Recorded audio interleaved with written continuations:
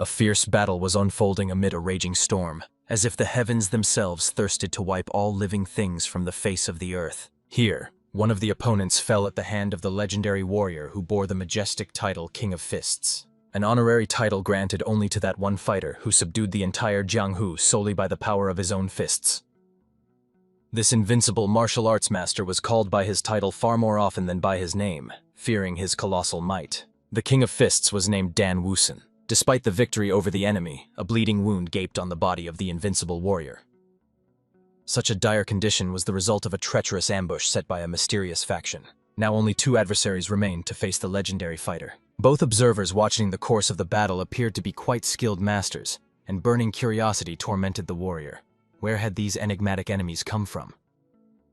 However, before asking questions, the mighty fighter threw the body of his subordinate to the persistent youth, casting it at the very feet of the opponent. The unfortunate man could only desperately scream, begging the sword demon for salvation. However, unwilling for this pitiful body to stain him with its blood, he made the only correct decision in the situation. He simply destroyed his own subordinate, slicing the unfortunate man in two halves with a single swing of his blade. Honestly, such cruelty stunned Dan Wusun. A man capable of dispatching his own comrade without the slightest hesitation definitely preferred to fight with dirty methods. Moreover, the sharp gaze of the warrior noticed a plaque on the opponent's belt. There was a sinister symbol of blood and cruelty. Therefore, it was not difficult for Dan Wusun to conclude. These people belonged to a demonic faction. The young man himself, descending to meet the opponent, was sincerely impressed by the King of Fists, who managed to hold out for such a long time in battle. The legendary fighter truly justified his formidable title.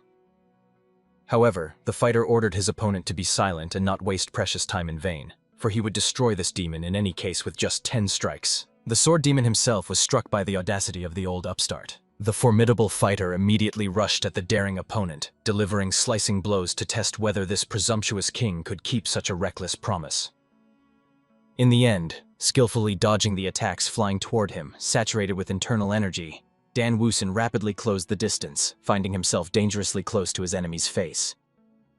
He struck the audacious man with a punch of such crushing power that he even dropped his precious sword. Of course, the young swordsman was stunned, as he did not expect that the King of Fists, even in a wounded state, would be so swift and deadly. This was already the first strike delivered. 9 more remained to finally defeat the legendary warrior. However, Dan Wusun very soon realized a troubling pattern. All his attacks, honed over the years, missed the enemy's vulnerable spots. There was an oppressive feeling as if something invisible was restraining his movements. And the formidable fighter was right in his suspicions. Somewhere on the cliff still remained that vile degenerate who wielded energy fibers that intercepted the hands of the legendary fighter and prevented him from delivering an accurate deadly strike.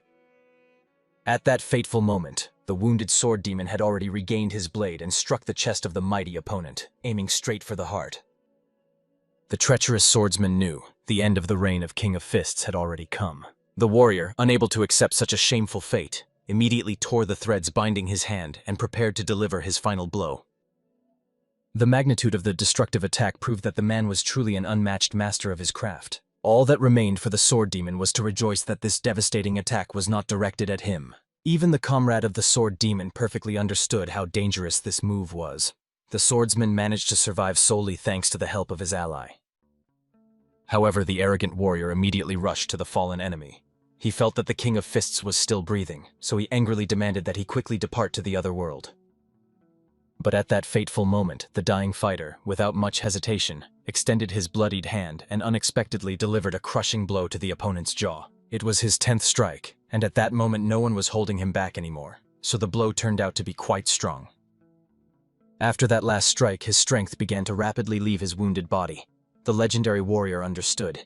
The end of his life path was inexorably near. However, all he could bitterly regret was that he did not manage to properly deal with that vile bastard, putting all his rage into the strike. In the end, the day was marked by the fact that the King of Fists, Dan Wusun, fell at the hands of the demonic faction. Meanwhile, the events shift to a luxurious estate on Mount Juhua. Under the careful watch of a devoted maid, the young man finally began to regain consciousness. Obviously, he had no idea where he was, what had happened to him, or who had healed him. As soon as the youth sat up in bed and examined himself, he was amazed to find that there was not a single injury left on his body after the brutal fight. The maid, bowing respectfully, immediately hurried to bring the young master some water after his long sleep. She addressed him as the first young master, and until Dan Wooson saw his reflection, he had no idea why such respect was shown to him. As soon as the man's gaze fell on his own reflection in the mirror, all the water he had managed to drink immediately spilled past his mouth in shock. The stunned warrior thought it was some kind of cruel joke, as if someone had decided to pull a disgusting mask over his face. However, there was not a single tie on his neck, nor a hint of anything like that, so there simply was no mask on his face. At this alarming moment, watching the first young master trying to tear off his own skin, the frightened maid ran in panic to call the doctor. In fact, the girl was extremely frightened, for today the young gentleman was behaving particularly strangely. At the same time, the hero himself blamed those two from the demonic faction for everything that happened. However, the rational part of his consciousness understood that this assumption was foolish. If the enemies had the ability to possess people in other bodies, they would surely have long since taken control of the entire Jianghu. However, the understanding of what kind of person he became after the death of the King of Fists was absent, so it was necessary to find out everything independently. When the warrior's gaze fell on the small notebook resting on the table, he immediately got out of bed to reach it. However, his new body was in a simply terrible condition. He felt like a newborn fawn, just learning to stand on its own legs. In the end, he somehow managed to reach the table and sit down, still looking at his feeble body with bewilderment. On the table lay a book dedicated to the trading group with the loud name, the Enka Company. It was a large group located near Mount Juhua. They were quite influential, as even the King of Fists had heard of them, although he had no connection to the traders. Also, the recipient of orders from this company was indicated there. This recipient was the owner of the body into which the spirit of the warrior had moved. He was the eldest son named Li Jin-yon. All the letters that were sent to him mostly concerned money, gambling, and women of easy virtue. Honestly, for the former King of Fists, it was a real disgrace, as the image formed from the read letters turned out to be extremely disappointing. Considering that no magic was cast on the new body, there was no mask on the face, and the warrior did not feel any strange energy inside himself, it is most likely that he reincarnated. This meant that his previous body was dead by this time, and the soul, wandering between worlds, had transmigrated into the body of Li Jin-un. The very thoughts of this made Dan Wooson believe that he had completely gone mad. But at that tense moment, the young man heard someone calling his name. It was a worried doctor who immediately, bursting into the room, began to check the pulse of the young gentleman with tears of happiness in his eyes. Obviously, the young man, not recognizing this man, only recoiled with rejection, not understanding what this unfamiliar old man wanted from him. The same man, with tears of joy from the awakening of the ward, explained to the still worried maid that something was wrong with the young man. The doctor was extremely concerned about the young man's condition, so he ran over to examine him and immediately grabbed his hand. Dan Wooson only jerked the old man's hand, asking him not to worry needlessly, for he was fine.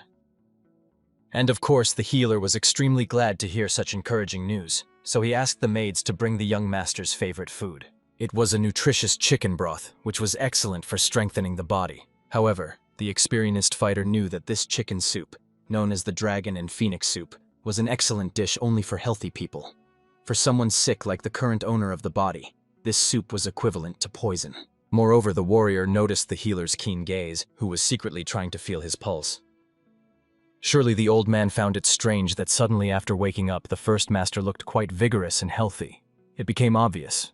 Something was definitely wrong with this healer. However, he continued to convince the young man that he needed to regularly consume this miraculous soup. Then he would become as healthy and strong as the youth participating in the legendary Dragon and Phoenix martial arts competitions. Dan Wooson then decided to find out how long these famous martial arts competitions had lasted so far.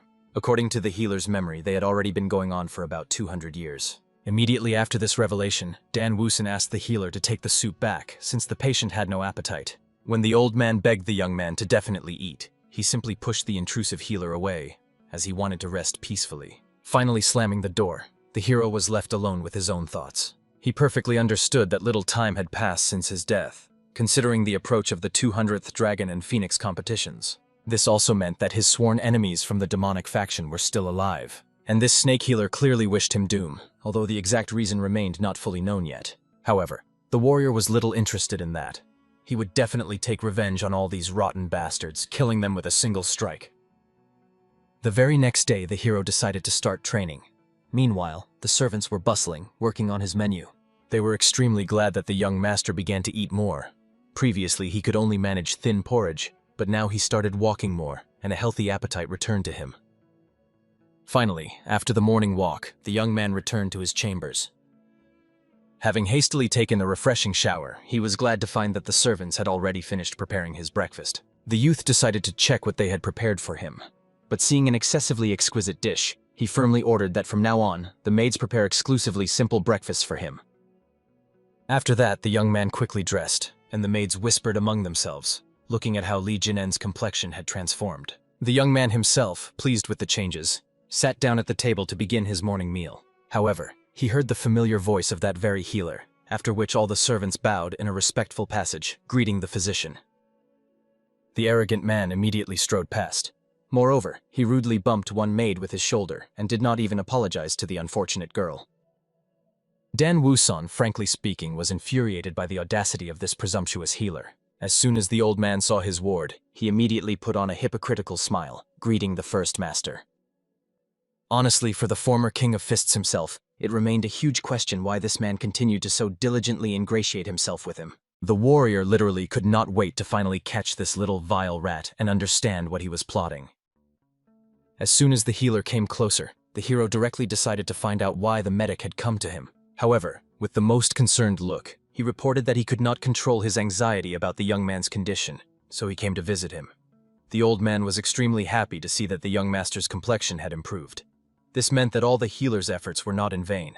However, these saccharine words only provoked mockery from the experienced martial arts master. He directly admitted to the healer that he was well aware of his attempt to poison the ward with dragon and phoenix soup.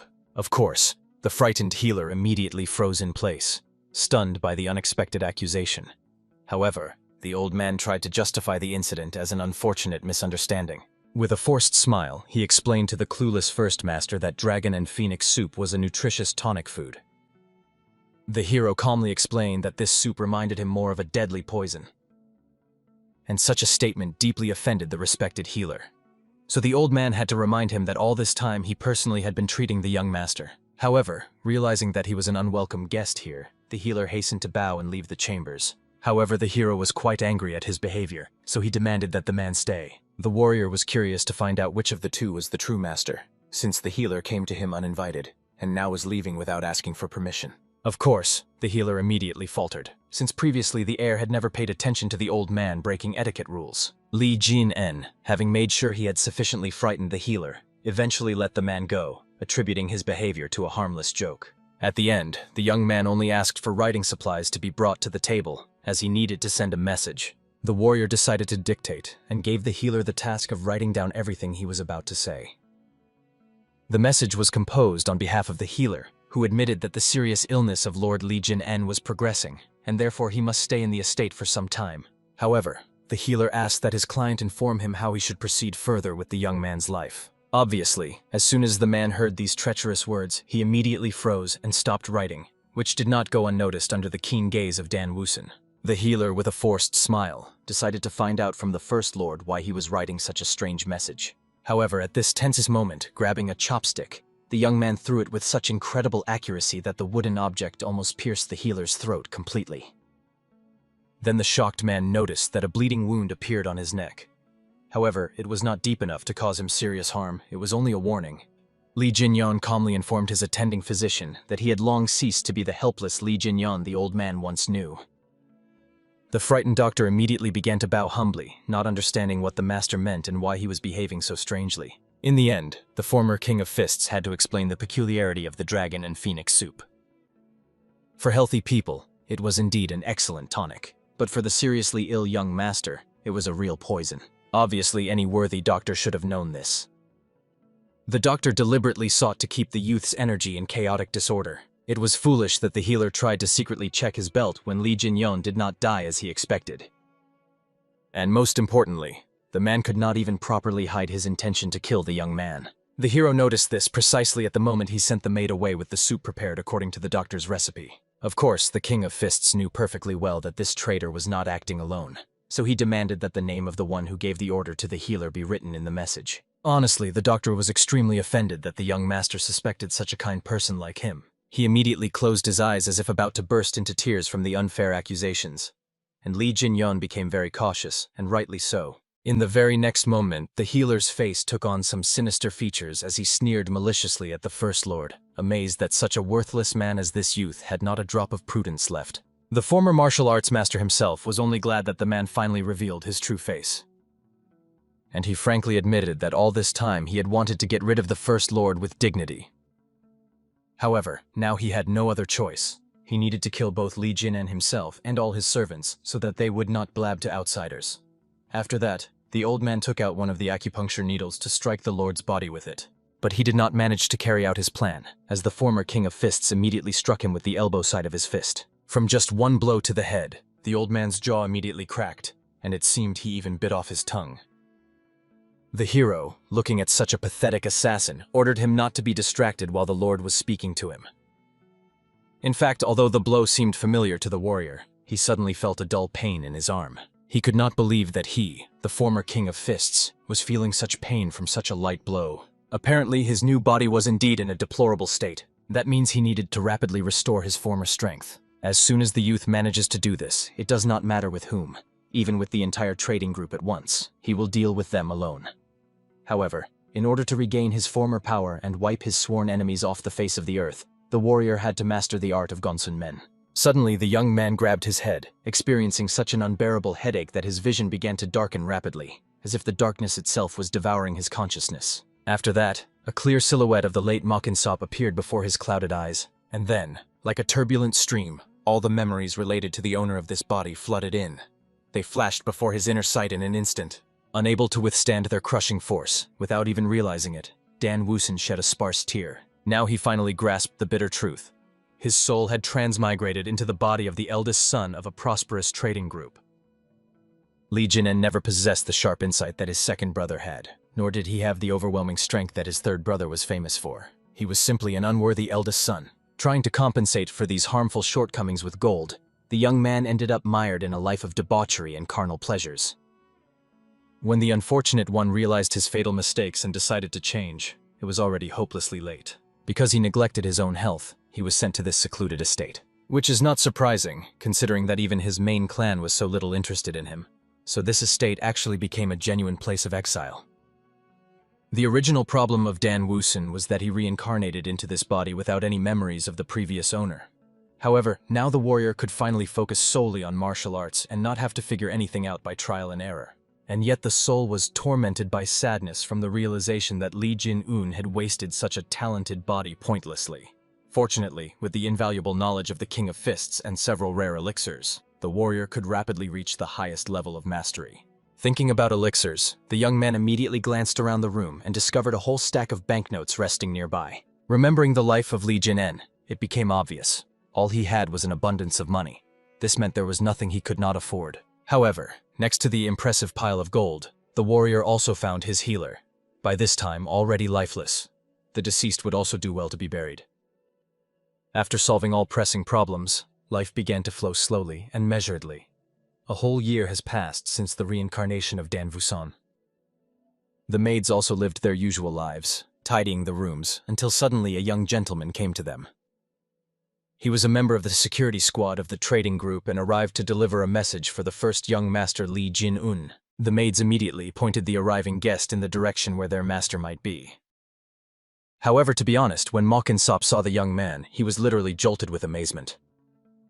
He no longer resembled that fragile first young gentleman at all, who could do nothing but drink incessantly and lead an idle lifestyle. Obviously, several seasons passed while Dan Woosen continued to perfect his body. During this precious time, his energetic essence manifested, and he engraved on this flesh all the martial arts necessary for survival. The former King of Fists preferred to call them the art of enlightened mobility, the art of the enlightened body, the swift step as well as the art that allowed him to command lightning.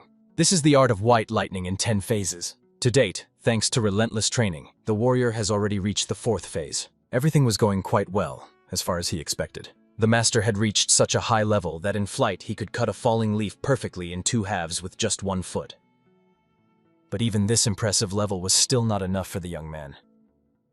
It was just at that moment, while he was engaged in training, that one of the guards of the trading company came to him. Entering the garden grounds, he hurriedly bowed and respectfully greeted the first young lord. The guard also explained that he had arrived to deliver a letter from the young man's main clan. The warrior immediately extended his hand to take the message and familiarize himself with its contents. From his confident and piercing gaze, the guard grew even more doubtful, as it was hard to believe that before him stood the very young master he had known before. He had always been a fragile, sickly youth. While Mok Sop stared at the lord with undisguised amazement, Dan Woosen himself was somewhat displeased, so in the end, he even had to urge the guard to hand over the message more quickly. After that, they settled in the gazebo while the guard patiently awaited the reaction of the young master. The letter reported that the young man's father had fallen ill and was constantly bedridden, struck down by an ailment. However, the message contained not a single explanation for the cause of his illness. Fortunately, Mok Sop knew something about this. The guard had suspicions regarding the Ouyang clan. Most likely, the current deplorable condition of the head was provoked by their vile hands, as the group had been paying them tribute all this time under the pretext of payment for protection. However, these payments accumulated to the point of becoming literally unbearable and ruinous. Obviously, Li Jin-eun was curious to find out what the clan had done to deserve this monstrous increase in the levy, and this was precisely the main reason for Mok Sop's rage, which made him resemble an angry chihuahua. After all, these dogs did nothing even when the sect of minor deities briefly tried to impose inappropriate trade taxes. The problem was never resolved. The clan representatives only stated that it was not a serious enough problem, and they did not even deign to meet with the head of the trading group Yenha to discuss the tariff. In the end, their security captain could not even object because it concerned Ouyang-hu. This man was well known throughout Jianghu and obviously possessed enough power that even Dan Woosen himself had heard of him in the past. Surely the arrogant man was convinced that trading groups like theirs were incapable of anything. Therefore, the warrior decided to help and deal with this annoying clan once and for all. Of course, Mulkin Sopa was struck by these bold words. However, the guard hastened to explain another reason for the illness of the father of the First Lord. Between the second and third young masters, a fierce sword battle took place. After the head witnessed this fratricidal battle, he collapsed, struck down by illness. Honestly, the hero was amazed. How furious must a person be to become so seriously ill from just rage? Moreover, how foolish it was for the brothers to engage in a duel before the head of the group of merchants, and with drawn swords at that. Mok Sop thought that the first gentleman was worried about being drawn into this bloody fight. However, on the contrary, he was eager to solve the problem, not just sit on the sidelines and do nothing, waiting for the outcome. After that, the warrior stood up and, without explaining anything to the frightened servants, ordered them to leave him a message, and made it clear that he himself would go to his father and resolve all the accumulated problems with his own hands.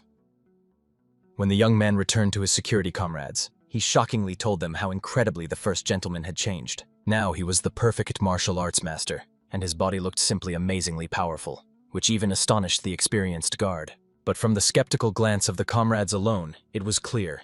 They did not trust his enthusiastic stories. Their impression of Li Jin-en was limited to the image of a loafer, moreover a very sick one, so it was hard to believe that in just about a year he had become a true martial arts master. Moreover, the guards clearly understood. Even if the heir's health had improved, even they, ordinary guards, surely surpassed him many times over in strength. Therefore, the comrades asked Mok Sop to stop joking so irresponsibly, since even believing that the deputy captain had a mistress would be more plausible.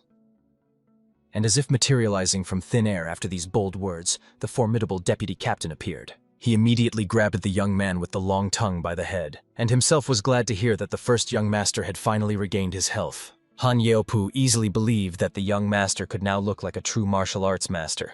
After all, he had always had excellent physical condition since early childhood. For this reason, the deputy decided to find out from his young subordinate when Dan Woosen planned to return to his duties. The young man was just about to report that Li Jin-en himself was supposed to visit them soon, when the arrival of the young master was suddenly announced. In the end, everyone went to greet him, some out of burning curiosity, and some did not even want to go, considering the heir too insignificant for such honors. However, Han Yup reprimanded his guards, reminding them that the trade association fed them all. They must show respect to the heirs of the family. At the same time, the hero was looking around the trade association with wide eyes. Although he had heard they were wealthy, he could not even believe how luxurious their main headquarters was. So he was reincarnated in the body of a young man not just wealthy. He was born with a silver spoon in his mouth. Looking back at his maidservants, the warrior warned that he would go to visit his father. They, after a long, tiring journey, could rest peacefully. The only thing that still surprised the hero after the maids left was that no one came to meet him at the gates. But at this tense moment, members of the security organization appeared from everywhere, raising their blades up. After that, the guards lined up in a row and solemnly greeted the young master on his return. The vice-captain of the security squad, the very Han Yop, approached the warrior. To be honest, at first glance the deputy could confidently say that their air had changed beyond recognition. He was glad to see the young man in good health. The red-haired youth watching this was amazed that their captain showed no sense of pride at all. Everything Dan Woosen had done before was only showing his disrespect to the guards, looking down on them with contempt. Therefore, of course, everyone expected that this arrogant guy would once again start mocking Han Yop, and all the deputy could do was endure such humiliating behavior. However, unexpectedly, the young man folded his hands in a respectful gesture of gratitude. He sincerely thanked everyone for this warm reception. The warrior was too respectful for such a troublesome person as he was known to be before. After that, casting a glance over the crowd that came to meet him, he asked to be escorted to his father. Everyone immediately froze in a mixture of shock and confusion because Li Jin-en, this good-for-nothing idler, had actually thanked them. Ma Kin-sop was proud and reminded his friends that their air had changed a lot. And now everyone really believed it, because they felt as if a completely strange, unfamiliar person was standing before them. Now everyone, including the deputy captain of the security squad, seemed to think that the hero was not their enemy, but rather a reliable ally. And of course, everyone attributed his changed behavior to the fact that he had grown up, not suspecting that a completely different soul inhabited his body. Finally, after a brief wandering through the palace, they reached the door of the head of the trade organization. The vice-captain was about to leave to inform the man of the arrival of his elder son. At that moment, another arrogant youth was strolling through the same corridors. This turned out to be the third son of the trading group, concurrently the younger brother of Li Jin-un. He immediately grabbed the elder by the shoulder, calling out to the lazy heir. However, the younger was extremely surprised that Li Jin-un looked so serious. His facial expression seemed to turn him into a completely different person. Honestly, the stunned youth saw for the first time ever the stern expression on his older brother's face. Kaneopa was extremely worried that a fight might break out again between the two, in which obviously Li Jin-un would lose, and he had just returned to the main palace. For this reason, Kaneopa hastily removed the hand of Enhajayen from the hero's shoulder and smiled, noting that the two brothers had finally met after a long separation, attributing the younger one's behavior to missing the heir very much. However, the third heir could not tolerate such audacious behavior from the deputy, and immediately slapped the man who dared to touch him without permission. Obviously, right after that, the arrogant youth was met with a confused and contemptuous look from Han Yop. However, Enhajayen only smiled even wider and more maniacally. It was not enough for him that this incompetent had returned. Now Han Yop also dared to behave arrogantly towards him. The younger one even decided to teach the man a harsh lesson, so that he would never dare to look him in the eyes again. At the same time, the enraged Dan Woosen carefully reached out his hand to the youth's hair, pretending to want to fix it, after which he struck him with all his might, causing him to fall backward from surprise. Of course, the younger immediately shed a sparse tear from the pain, not understanding what the hell his older brother was doing. Li Jin-un himself, as if nothing had happened, admitted that he had been extremely nervous the whole time he was traveling here, so he was a bit on edge. The warrior pretended to want to apologize to his brother and pat him on the shoulder as a sign of reconciliation. However, from the sheer force of his grip, it was obvious. He rather intended to break that shoulder completely. Immediately, the frightened Enhajayen shouted, calling Li Jin-en a damn psycho, and this infuriated the hero even more. Therefore, enjoying the crunch of joints, the warrior reminded his little brother that he must call him older brother and nothing else. Soon, everything happening near the father's room was noticed by the second son of the Enha family. However, he could not understand what caused such a gathering near the father's chambers, and considering that he was the overseer, he should have dealt with it immediately. When the middle brother approached, the deputy who noticed him explained that a quarrel had arisen between the first and third young gentlemen. And of course, the second brother, like no one else, knew that the third had surely provoked their eldest brother again. Sredni just went mad because the guards crowded around instead of stopping the beating. However, when he ran up, he saw that the hero was tormenting the younger of the brothers, forcing him to be quiet right in front of the father's room. When the warrior heard hurried footsteps behind him, he immediately turned around, respectfully greeting his younger brother Li Huayen. And Li Huayen himself froze, because he was going to save Li Jin-en. It turned out that the one who needed saving was completely different. After that, all three met in the room to drink tea and discuss everything. Li Huayen admitted that he had heard rumors about the return of his older brother home, and was surprised that he looked so healthy and strong. At that time, Dan Woosen himself was closely watching the behavior of Enhajayen, not allowing him to sit at the table or lower his hands in order to torment him more painfully. After that, the warrior thanked the second brother for his concern, as he was indeed in good health. However, Noticing the younger one, the hero became curious. Was it not the third brother who accidentally caused the bandaged wounds of the middle one? Of course, Li Huan immediately tried to evasively justify himself, as he did not want unnecessary disputes. However, Dan Wusun did not even require an answer, as the truth was obvious. So, approaching the younger one, the warrior immediately slapped him with another deafening slap. Continuing to hit again and again, he warned that it was forbidden to raise a sword against older brothers, if one did not want to end up with an even more swollen face afterward. The younger one continued to sit by the table, literally ready to burst into tears. He did not believe that it was Li Jin-en who had beaten him. After all, Li Jin-en had always been a weakling, forever serving him just to avoid being beaten himself. Li Hua-en, on the other hand, was clearly proud of his older brother, who had so humiliated their conceited younger brother. Although literally a couple of years ago, the best thing their older brother could do was avoid blows from Enhaja-en. Therefore, Li Hua-en decided to find out what had happened to the older brother in that estate, as he returned from there a completely different person. However, without answering the question, Dan Wusun became interested in the scrolls resting on the table. These scrolls contained a list of employees whom Li Hua-en needed to take with him to the conference the next day. Of course, Dan Wusun immediately began to study the list of these employees. He was eager to find out who exactly had recommended that treacherous healer to him. However, very soon the warrior realized that the conclusion was obvious. There was only one person who recommended absolutely all employees, from deputies to guards at the entrance gates. This person was none other than Ouyang Hu. Upon reaching this troubling conclusion, the first heir had an important question for his second brother. He was eager to find out which of the brothers cooperated with the Ouyang clan, for there was simply no better time to confess this. Immediately, a suffocating, agonizing silence hung in the room. However, the two younger brothers were horrified with the same astonishment, amazed that the hero suspected them of something so shameful. Both would swear that they would rather die than allow members of a foreign clan to seize their business. After all, the trading group was a precious inheritance that their father had elevated with such incredible effort. And of course, the young man was glad to hear these sincere words, as it meant he would not have to destroy his own brothers. Then the warrior had a couple more questions, from which he learned that all the senior officials would be present at tomorrow's conference. This was the perfect opportunity for Li Jin-en to also participate in this important meeting. Immediately after that, without even saying goodbye to his brothers, the hero left to visit his father. Therefore, all that was left for the two remaining was to guess what had happened to their older brother during the separation. Enhaja-en simply could not hold back and tore his hair out in burning envy. After all, he was the one who was supposed to go to that sacred mountain instead of the older brother to become even more powerful. Finally, the deputy captain reported the arrival of the eldest son to the head of the trading group.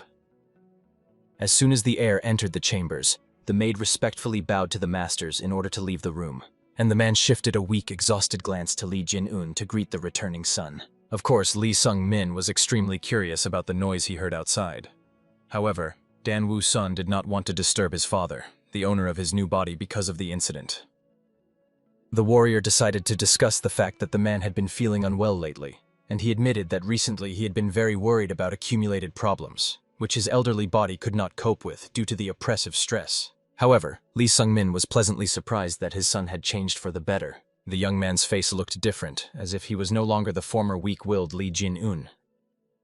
The main thing was that Li Sung-min was sincerely glad to see that the young man was doing well, and all the former King of Fists could do was nod reservedly. For him, these were strange, previously unknown parental relationships, since the warrior grew up without parents and did not even know what it was like to have a father. However, in the memories of the owner of this body, his father was an extremely important and great figure. Therefore now, when the young man held Li Sung-min's hand, he could not understand when this majestic figure had so imperceptibly become so fragile and small. The mere thought of this fading caused him pain. Therefore, the former King of Fists asked his father not to worry about anything. He swore to exert all his efforts to eliminate the cause of the stress troubling the gentleman. Of course, the man immediately became anxious, as he did not quite understand what his son was hinting at. Li Jin-un did not explain, asking his father to rest well. However, seeing his strange, ambiguous smile, icy shivers of premonition ran down the spine of the head of the trading organization. The next day, the very meeting of the trading group finally took place. Present there was also the very Ouyang Hu, the commander of the security detachment, as well as a skilled martial arts master of the Ouyang clan. His comrades began whispering with Ouyang Hu, as they could not believe they were really seeing the eldest son of the head of the organization. The young man had long been in exile, so it remained a mystery to everyone what he was doing here. For the most arrogant man himself, everything was obvious. Finally using his head, this guy began to worry about his position in the group. Finally, Li Huaen finished the main part of the report and, hearing no questions, decided to move on to the next item on the agenda. However, unexpectedly, Yang-hu spoke up, wishing to make a proposal. The man announced that he had heard. After the return of the first young master, he still had no security assigned. Therefore, the commander could recommend his people. Of course, many were extremely concerned that half of the trading group already consisted of people belonging to the Ouyang clan.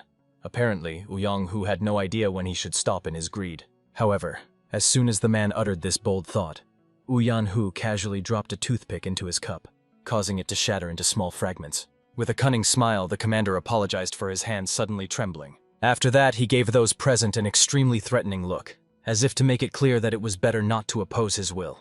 Afterwards, he scanned the crowd, wanting to know if there was anyone who wished to speak about his proposal. No one raised their voice, so Yang-hu considered the matter already closed. However, the only one who opposed was precisely the first young lord, who categorically disliked this audacious assumption. Rising from his seat and approaching the enemy, the warrior decided to voice his own proposal. He felt that now was the right time to dismiss the commander of the guard detachment, Yang-hu. Of course, everyone was amazed by the incredible bravery of the first young lord. Yang-hu's own subordinates took the hero's words as a bold joke. Apparently, he did not realize how much their captain cared about the safety of the trading group. Even Yang-hu himself burst out laughing at the fact that Li Jin-en suddenly intended to dismiss him. In the end, the commander had to carefully hint to the heir that during the time he had been bedridden sick, he had completely forgotten that the affairs of the trading organization did not concern him. However, Dan Woosen only smirked at his arrogant words. Unable to endure the scoundrel's insolence, the former martial arts master immediately raised his fist. The power of his strike was so colossal that even the floorboards cracked beneath their feet. So far, only the table was destroyed, not the face of this insolent man. The hero demanded that Yang-hu no longer dare to be so insolent to him. Perhaps he had forgotten because the warrior had lost his influence. However, the trading group rightfully belonged to him. Shortly before the meeting, worried about his brother's decision, Li Huayan finally understood why the hero decided to join the General Assembly. But the middle brother tried to warn that Yang-hu was in a much higher league compared to them. They could not compete with such dangerous people. Therefore, the youngest brother earnestly begged the eldest to reconsider and stop opposing such a formidable opponent. Dan Wusan only sighed heavily, then told the youngest brother an interesting fact from the history of martial arts masters. If they are underestimated, usually the one who underestimated will very quickly be overwhelmed by the crushing power of their enemy. The warrior asked Li Huayan to look at the current deplorable state of the trading group. Right now, the group was practically being absorbed by these insolent people from the Ouyang clan. And indeed, Li Huayan did not notice this. He was busy with other problems, not seeing how much the clan had grown at the trading guild base. However, seeing the worried expression on Li Huayan's face, Li Jinyan comfortingly patted him on the shoulder. He swore as the older brother to deal with this oppressive problem. However, it was obvious that Li Huayan had no idea that the showdown would look exactly so decisive and bloody. Of course, after the hero dared to raise his hand against Yang-hu, all the subordinates immediately stood up to defend the commander, believing that this heir had completely lost his mind. And the commander was in shock. All this time he had been trying to achieve his goal and drive the hero out of this land, but everything turned out the other way around. The deputy of the security squad, leading his soldiers, immediately stood up to defend the young master, not understanding how these traitors dared to draw a blade against the heir. After that, the loyal guards surrounded the young man, protecting him with their own bodies. Dan Wusun only sighed heavily, amazed at the audacity of the enemy warriors standing ahead. He could not believe that they so easily dared to point a sword against their employer. There was a depressing feeling that all these little idiots were striving for was their own swift death. However, the warrior still felt a bit guilty before the captain of the guard, so he decided to forgive them this annoying impudence as compensation. Yang-hu did not understand what kind of guilt was being talked about at all. Therefore, the former martial arts master had to explain. He felt regret for having destroyed Yang-hu's treacherous plans. He knew that he had sent a healer to the warrior who was supposed to poison him while Li Jin-en was undergoing treatment. He also framed the second and third brothers. When a feud arose between them, it was easier to carry out the commander's plans. Now, thanks to the vile intrigues of Yang-hu, Li Jin-en's father was seriously ill. All that remained for Yang-hu was to influence one of his sons. Thus, the commander could seize control over the trading group without even properly moving a finger. Of course, Yang-hu immediately burst into loud laughter, considering all the accusations groundless and even a pure illusion. However, Li Jin-un stepped closer to the man. Leaning close to his ear, the warrior whispered to him that the healer sent to him was already dead by his hand. The same fate awaited all who dared to cross him and his family. Of course, Yan-hu was frightened by this ominous news, and Dan Wusan asked that the man not grieve over his servant, for he was killed with a single blow. Moreover, the warrior gave Yan-hu instructions for the future. If he so eagerly wanted to absorb a large trading group, he should try harder, because now the hero could even sue him for damages caused by the commander. With these words, Dan Wusan drove Yan-hu to madness, so he immediately unleashed his unrestrained aggression against this wretch. Realizing that the youth had become completely conceited, the commander decided to kill him with his own hands. In the end, without letting themselves be offended, the opponents clashed in a fierce fight, unleashing fists strengthened by inner energy upon each other. From the surge of their crushing forces, everyone nearby was blinded, and the guards began to be blown back by a wave of power. The head of the security squad was astonished to see that Li Jin-en had studied martial arts and now mastered the energy of lightning.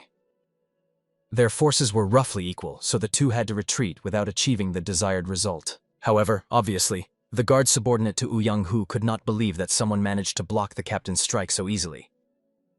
Dan Wusan was only indignant that someone dared to hit him after he had just healed. Of course, the warrior could have turned a blind eye to this incident, because it already looked more like an official duel. Yan-hu considered the hero's words and actions a manifestation of helplessness, for he looked like a confident fledgling who had just learned to fly. After that, the commander loudly addressed the guards and witnesses from the Uyan clan to confirm that, with the consent of the first young master, they would conduct an official duel. The man hoped that now Li Jin-un's appetite would be moderate. However, the King of Fists believed that they needed to clarify.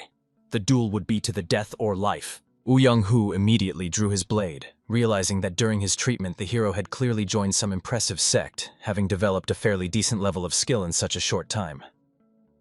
However, the young man lacked experience, and Yan-hu was ready to demonstrate this in their deadly fight. Of course, the former legendary King of Fists even found it funny to hear these arrogant words. Dodging the blow, the warrior only reproached the man for daring to lecture him about experience. Compared to someone like him, Yan-hu would need to live at least 100 years just to attempt to be on his level. In the end, the warrior unleashed a strike to his chest with enormous destructive power, unseen even by the commander himself. The hero, looking at his stunned appearance, decided to fully demonstrate what a real gap in experience looks like. After that, he swiftly approached the enemy like a lightning strike, using the enlightened art of movement. The frightened man desperately tried to block with his sword. A fierce battle ensued, and here Dan Wusan fully suppressed his enemy, who was forced to defend himself pitifully. Obviously, the commander immediately began to panic.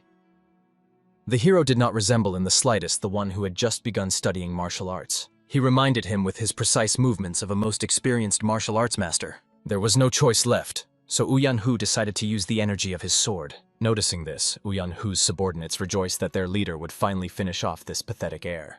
The commander himself at that moment was already preparing to use the three-form sword technique, all because the man's pride would not allow him to lose to such a talentless person. However, in just a moment, the young man managed to use a quick step and swiftly dodged past the blade. At the end, the warrior only said goodbye to Yan-hu before delivering a deadly strike. The strike was of such crushing power to the jaw that the man's body flew high into the air, breaking through the roof above his head. Everyone saw that a strange explosion of energy occurred in the distance. The healer, who was near Li Songmin, hoped that at least the leader of the trading group would explain what had just happened. And the man only looked sadly into the distance, realizing that his eldest son had studied martial arts and reached incredible heights. Finally, the body of Yan-hu collapsed back through the hole in the ceiling, falling at the feet of the victor. Immediately, the guards rushed to their captain to bring him to consciousness. Lifting his limp dead body, the traders looked threateningly into the hero's eyes, and he could not believe that these guards were such brash fellows, so he decided to destroy them as well. Stepping forward, the deputy captain could testify that there were no violations in the duel between these two. However, he also warned that Uyang's leader might demand a rematch through a repeated duel. In that case, the trading company would not be able to refuse. Honestly, Dan Wusan was not at all frightened by this demand, as he did not intend to let them go so easily. The warrior warned, if kindness is shown to him, he will respond in kind, but if hatred is shown to him, the enemy will receive it doubly.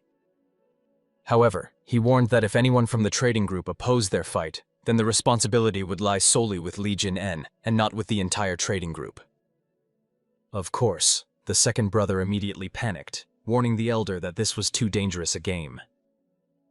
But the King of Fists himself reminded them of his previous words. The trading group belonged to him. However, this group also belonged to his father, and the guards who met the returning young master early in the morning. And of course, it belongs to the employees who feel genuine joy just watching Dan Woosin eat, so their trading group had no intention of falling for the vile tricks of such scoundrels from the Ouyang clan.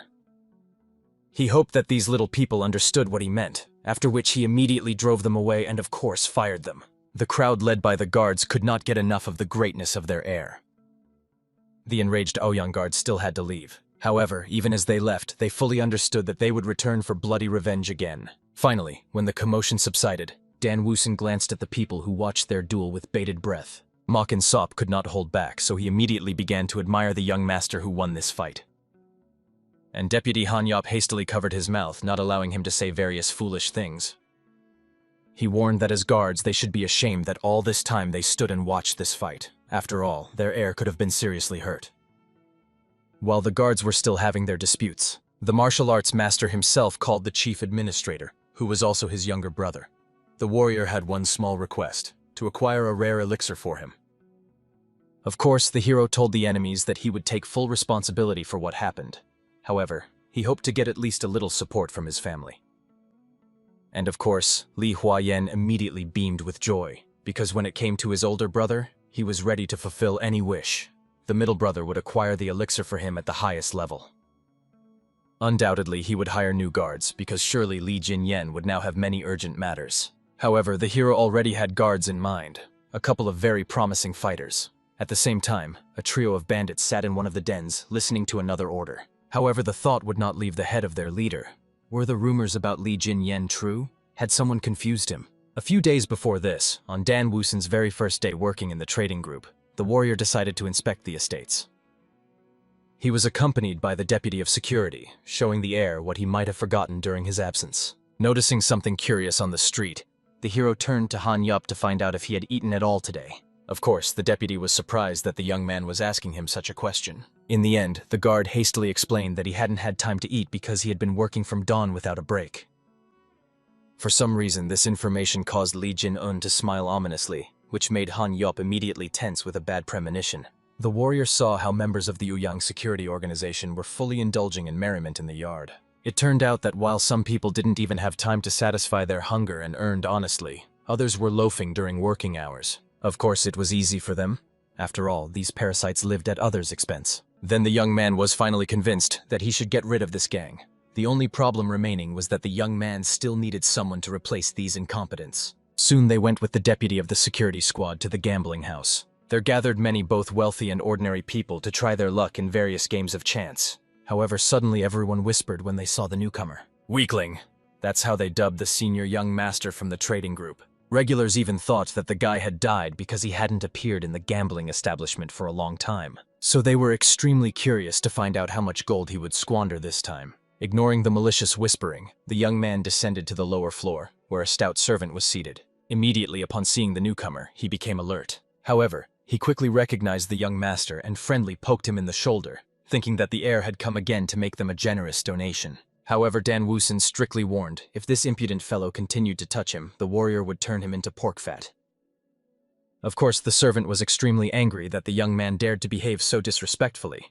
However, Li Jin-un did not care. Ignoring his indignant exclamations, the warrior immediately stepped over the threshold. He was already met by a trio, amazed at the hero's return after such a long absence. Moreover, the leader, nicknamed Poisonous Fox, Chun Myun-ho, immediately noted that the young man looked much better than before. Apparently, the treatment had done him good. Right after that, the hero was greeted by two twins, Yuk Jimbo and Yuk Myunbo. However, the leader immediately scolded his subordinates for not having warmly welcomed his old friend, who had finally recovered after a long time. They immediately began to humbly apologize to the young master, while Poisonous Fox asked them to show more care for the people close to him. As far as the King of Fists himself remembered from the recovered memories, they had indeed been friends since childhood. However, this friendship included one-sided violence and financial exploitation towards the hero. Apparently, the modern definition of the word friend among young people has somewhat changed since the times when the King of Fists was growing up. Chun Myun-ho immediately threw a hefty bag of coins on the table in front of the hero, thinking that his comrade was eager to have fun after recovering for so long. Obviously, it was actually the Poisonous Fox who wanted to have fun, as during Li Jin-un's illness he couldn't extort gold from him. However, the leader hastened to explain that he had prepared a magnificent show for his friend, but he did not like at all that Li Jin-un did not react to his words. Therefore, He asked the degenerate not to start making him angry for no reason. The hero himself calmly explained that he simply needed time to think over something important. What the poisonous fox did not suspect was that in his head the King of Fists was deciding whether to kill this man or not. Of course, the leader was not needed by him. After all, these twins were the only ones who reliably carried out all the assignments. They probably languished as bouncers under the leader's command. However, the warrior believed that these twins were too valuable fighters to rot under the leadership of someone like the poisonous fox. In the end, while the leader was babbling about something with the twins, Dan Woosen made the necessary decision. With a sinister smile, extending his hand to the old friend, the warrior asked him to hand over the safe keys. Of course, everyone immediately froze, stunned by his straightforwardness. Chun Myunho immediately assumed that the hero wanted to get some gold for gambling. Dan Woosen calmly explained, if he craved money, he would have taken cash right from the table. He intended to take the gold he was forced to invest in the gambling house, interest, compensation for extortion, and medical bills for the beatings. Roughly calculating the amount in his head, Lee Jin-un realized that he was owed about 100,000 niang. However, even so, the warrior felt that he had asked too little for all he had endured. He could have demanded much greater compensation. Poisonous Fox all this time pretended to listen attentively to his interlocutor. However, unable to hold back, the leader burst out laughing right in his face. He thought that Lee Jin-un had come here to boast that he had studied arithmetic while recovering. However, very soon his laughter ran out. He made it clear that the hero was nothing more than a mad freak. Nevertheless, the leader admitted he was right. There were not only 100,000 coins in the safe, there were also jewels, gold, silver. However, for Dan Woosen there was absolutely nothing valuable there. He could not count on that. Of course, if the youth needed funds, Poisonous Fox as a good friend could lend him money. Therefore, the leader was extremely curious why he showed up with such a ridiculous scheme to demand the keys to the safe. Moreover, he was incredibly irritated by the fact that Lee Jin-un dared to ignore him all this time. Perhaps the young man behaved so boldly because everyone had cared for him before while he was sick? However, the leader would not forgive him now that this upstart so brazenly demands the keys to the safe and boldly ignores him. Chun Myunho demanded that the worthless bastard pull himself together and not forget who he was dealing with. Chun Myunho himself. Finally releasing all the accumulated anger, the young man exhaled a little, coming to his senses. However, it still seemed to him that there was clearly something wrong with Lee Jin-un. Or was he so eager to die? When the heir did not react to these threats either, the leader ordered his thugs to pin the bold upstart to the ground. After all, a couple of blows would surely help him wake up. Obviously, one of the twins immediately approached, twisting the hero's arm. However, to his amazement, he did not move an inch. The hero himself was stunned by the behavior of his so-called friend. After that, the warrior calmly explained that he decided to show the leader at least a little leniency. Then he grabbed one of the twins and threw him toward the wall as if he weighed absolutely nothing. Of course, the second immediately rushed to defend his brother.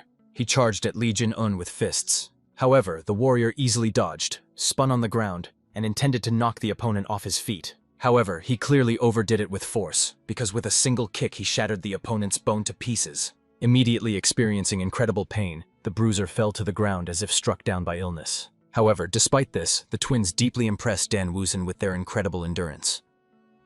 As if they were whole and unharmed, the brothers immediately began to get back on their feet. However, these two already had shattered wrists and ankles. But at the same time, there was not the slightest trace of fear in their eyes. These were exactly the kind of fighters the King of Fists needed. In the end, they rushed to attack again, doubling their fury. However, the hero simply disappeared right before their eyes, not allowing himself to be caught. Of course, the panicked twins immediately started looking around for their target, and the hero was already behind their backs at that moment. Calmly pondering how to deal with these two, the warrior grabbed the brothers by their heads. He admitted that they were too valuable warriors to die so senselessly. Therefore, the hero asked them to refuse to serve Chun Myunho, for the brothers were literally burying their colossal potential. Immediately after these words, the warrior slammed the twins' heads against each other so that they would lose consciousness and not get underfoot. However, he warned, if the twins suddenly decided to rise again and interfere in this duel, he would not warn them a second time. Finally, after this, the hero stretched his numb fists, realizing that now he only had to deal with the leader. Of course, the leader's confidence clearly diminished after his bouncers were dealt with so easily. The young man calmly brushed the dust off his hands, suggesting that the poisonous fox decide for himself how he and the old friend would resolve the conflict. Of course, the leader immediately became worried and began to retreat. He felt that the hero should have been warned that during his recovery he studied not arithmetic but martial arts. The young man immediately noticed what the youth was hiding behind his back. Usually, he was quick to figure things out. However, today, for some reason, he decided that a knife would help him a lot. In the end, waving his blade in all directions, the poisonous fox demanded that Li Jin-en not come closer, and they negotiated peacefully. At the same time, the leader tried to convince himself that there was no reason to be afraid. Li Jin-en remained the same pathetic weakling. Therefore, pretending to be frightened, Chun Myun-ho immediately attacked the hero, believing that his first strike would be victorious. However, in the end, he only ran face first into a table flying at him at full speed. As soon as the leader's head was unforgivably close to the flying table, the hero also struck it, not allowing the poisonous fox to dodge or escape. After that, the warrior broke the table with his bare hands, bringing his fist closer to the enemy's face. No matter how much Chun Myun-ho hoped that his strike would win, the hero's counterattack was more devastating.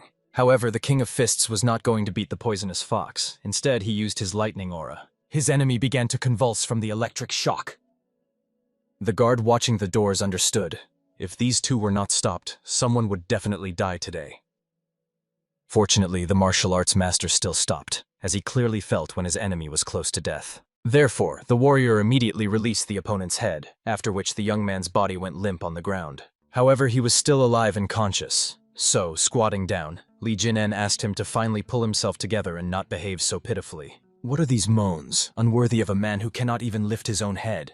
Chun Myun-ho, rising slightly, looked at the hero as if nothing had happened, as if not understanding what had occurred. In fact, the poisonous fox had no idea at all what Li Jin-un had been doing all this time during his recovery. Perhaps he decided to train secretly. However, it remained unknown whether his goal was revenge. After all, Chun Myun-ho was convinced. They had not treated him so badly that the heir would crave revenge. However, if Li Jin-un really wanted retribution, then the poisonous fox would not escape punishment. In the end, there was no choice left. Therefore, the leader turned into an obedient puppy and suggested that his dear friend ask for something other than the key. He was ready to fulfill anything. Although he had beaten the hero a couple of times, they had been friends since childhood, almost like brothers to each other. And indeed, rummaging through the memories of the body owner, the warrior remembered that they really were friends. Chun Myun-ho was delighted when he heard these words from the hero, because there was true friendship between them, which meant Li Jin-un would not kill him. He immediately rushed at the warrior with hugs, promising that from this moment on he would not allow any fights or bullying. Of course, the King of Fists demanded that the youth let him go. However, he literally shone with joy, repeating that he could not help but embrace his true friend and brother. He also demanded that the subordinate twins greet their new older brother, show respect, and congratulate him on his transformation. However, for Li Jin-en himself, all these tales about friends sounded ridiculously laughable. And the poisonous fox himself perfectly understood. All this time, Li Jin-en could only humiliate himself and lick his boots, wagging his tail at every word he said. He just needed to wait a little. Chun Myun-ho would get out of here, grab the twins and run away. After all, finding a new den wouldn't be a problem for him.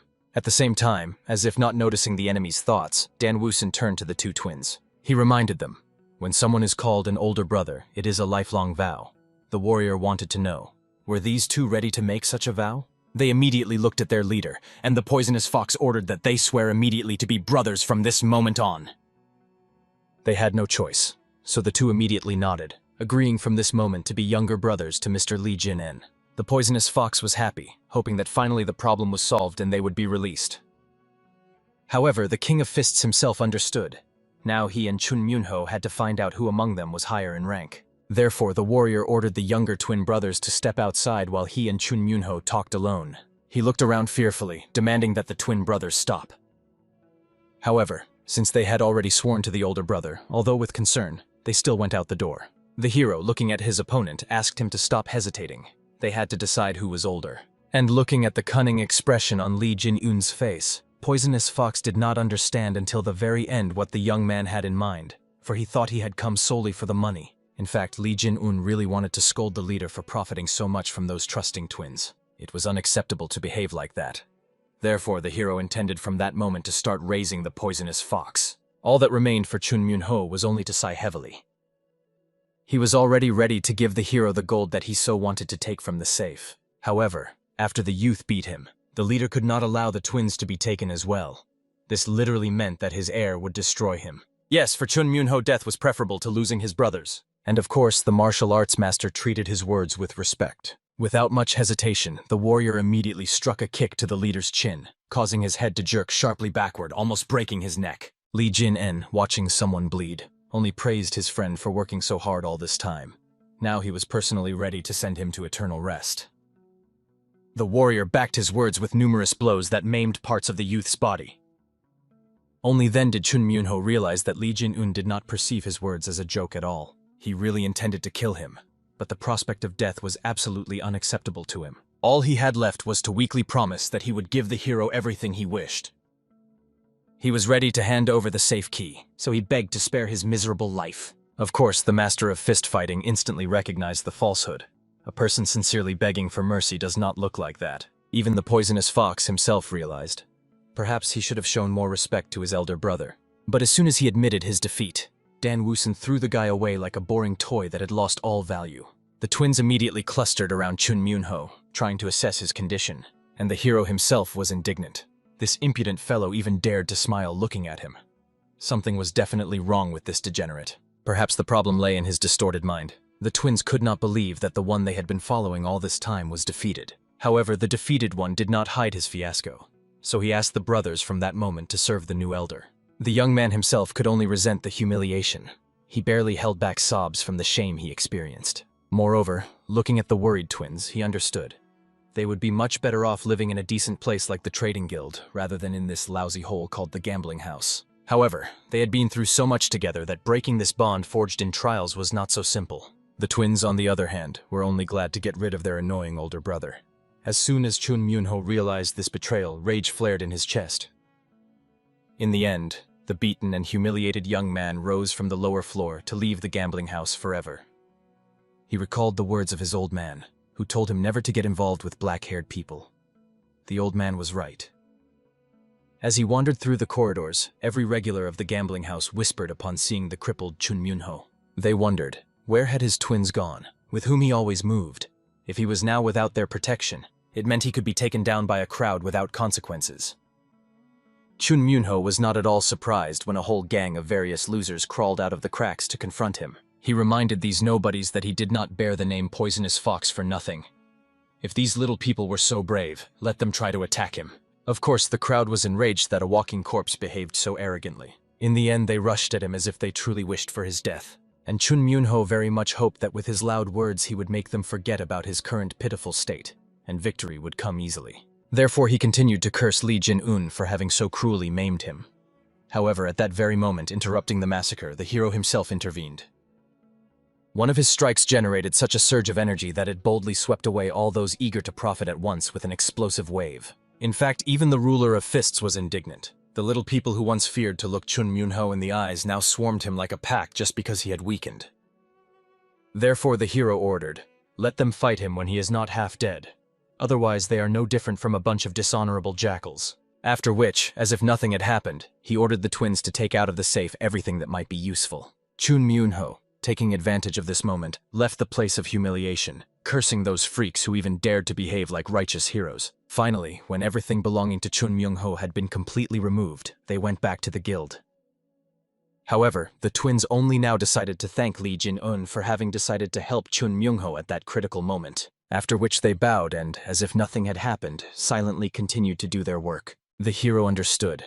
He was surely not the only one wondering why the twins so devotedly followed Chun Myunho. Some said they were brought here as slaves.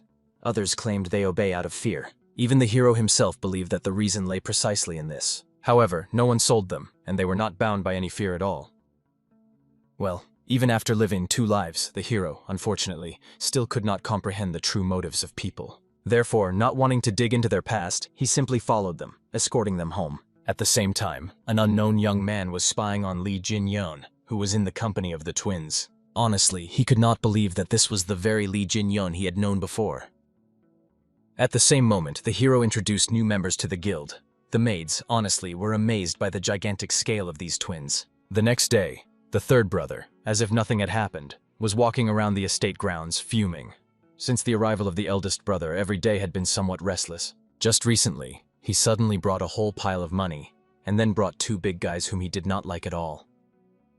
However, suddenly he heard some sound. However, he quickly calmed down upon seeing a familiar face. It was a guard who flew through the gates with a huge cart covered with 2 coarse fabrics. The wagon was loaded to the brim with the most precious essences and the rarest herbs. The delivery was overseen by Li Huaen himself. He strongly urged the workers to exercise maximum caution and leave the cart where it would be safe. Of course, the third brother immediately rushed over to find out what was inside all these chests and why everything was delivered. However, when he opened one of them, he realized inside lay the very century-old elixirs for which people had been queuing since dawn. The father, who appeared calmly, explained that he had personally made the entire order. Naturally, as soon as everyone saw that Lee Sun-min himself had come to look at the delivery, they were frightened. The father was still not allowed to leave his chambers. The third brother, as if nothing had happened, decided to ask the parent what he intended to do with all these elixirs. He clearly remembered Li Jin-en had actually requested only 1 elixir. This meant that perhaps a couple would be left for him too. However, the young man was soon disappointed, realizing that not a single potion was meant for him. Of course, he was indignant, trying to point out to his father there were far too many elixirs. The elder brother would never use them all in his lifetime. Even 1 elixir was enough to change Dan Wusun's fate forever. However, Li Sun-min believed, considering how much they had spent on Ouyang Hua and his gang of minor gods, this price was quite acceptable. It turns out that not long ago the leader sent letters to the heads of branches, longtime friends, and respected major merchants, informing them they urgently needed to purchase high-quality elixirs to overcome the crisis threatening the trading group.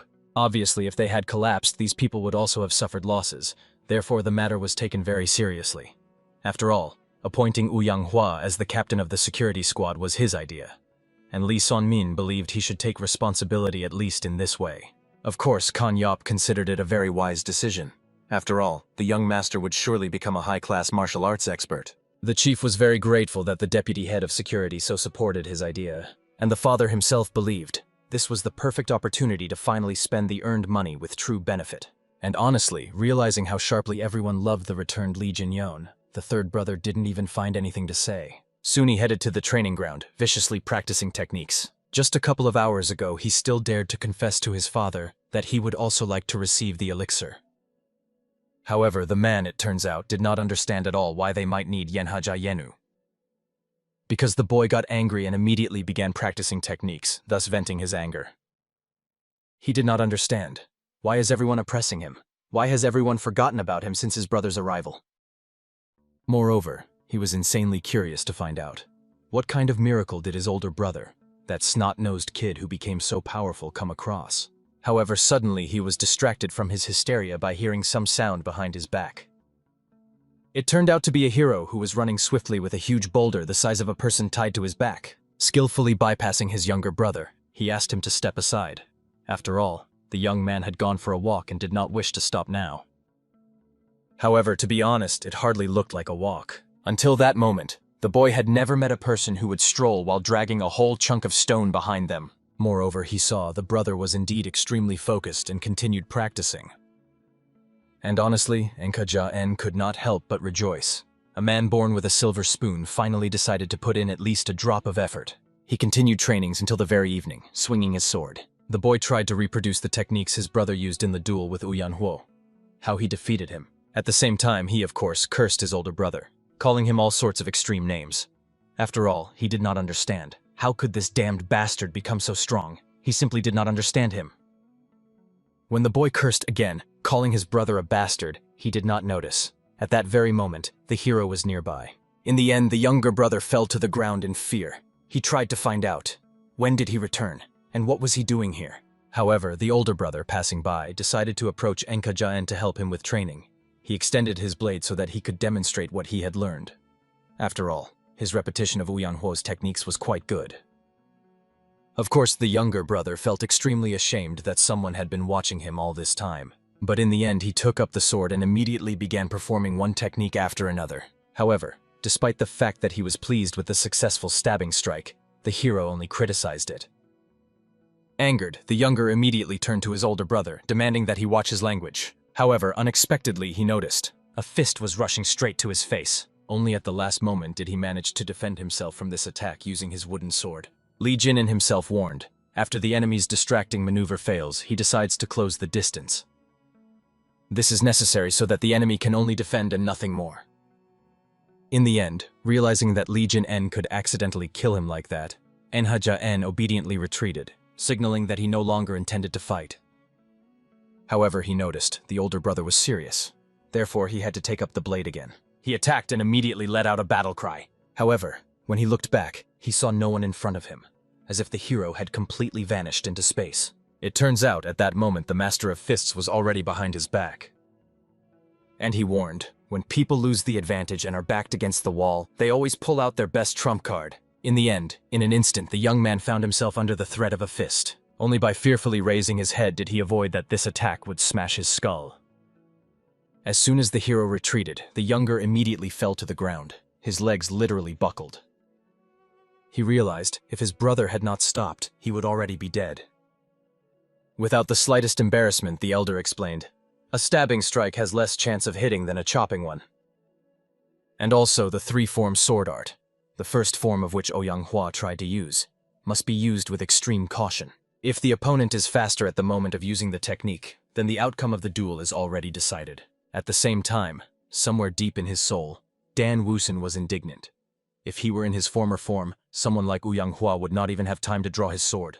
However, now his body did not correspond even a quarter to what it was when he was the Fistmaster. For this reason, Manhwa is not a victory to be proud of. However, he clearly remembered the people he could not defeat, even being the King of Fists.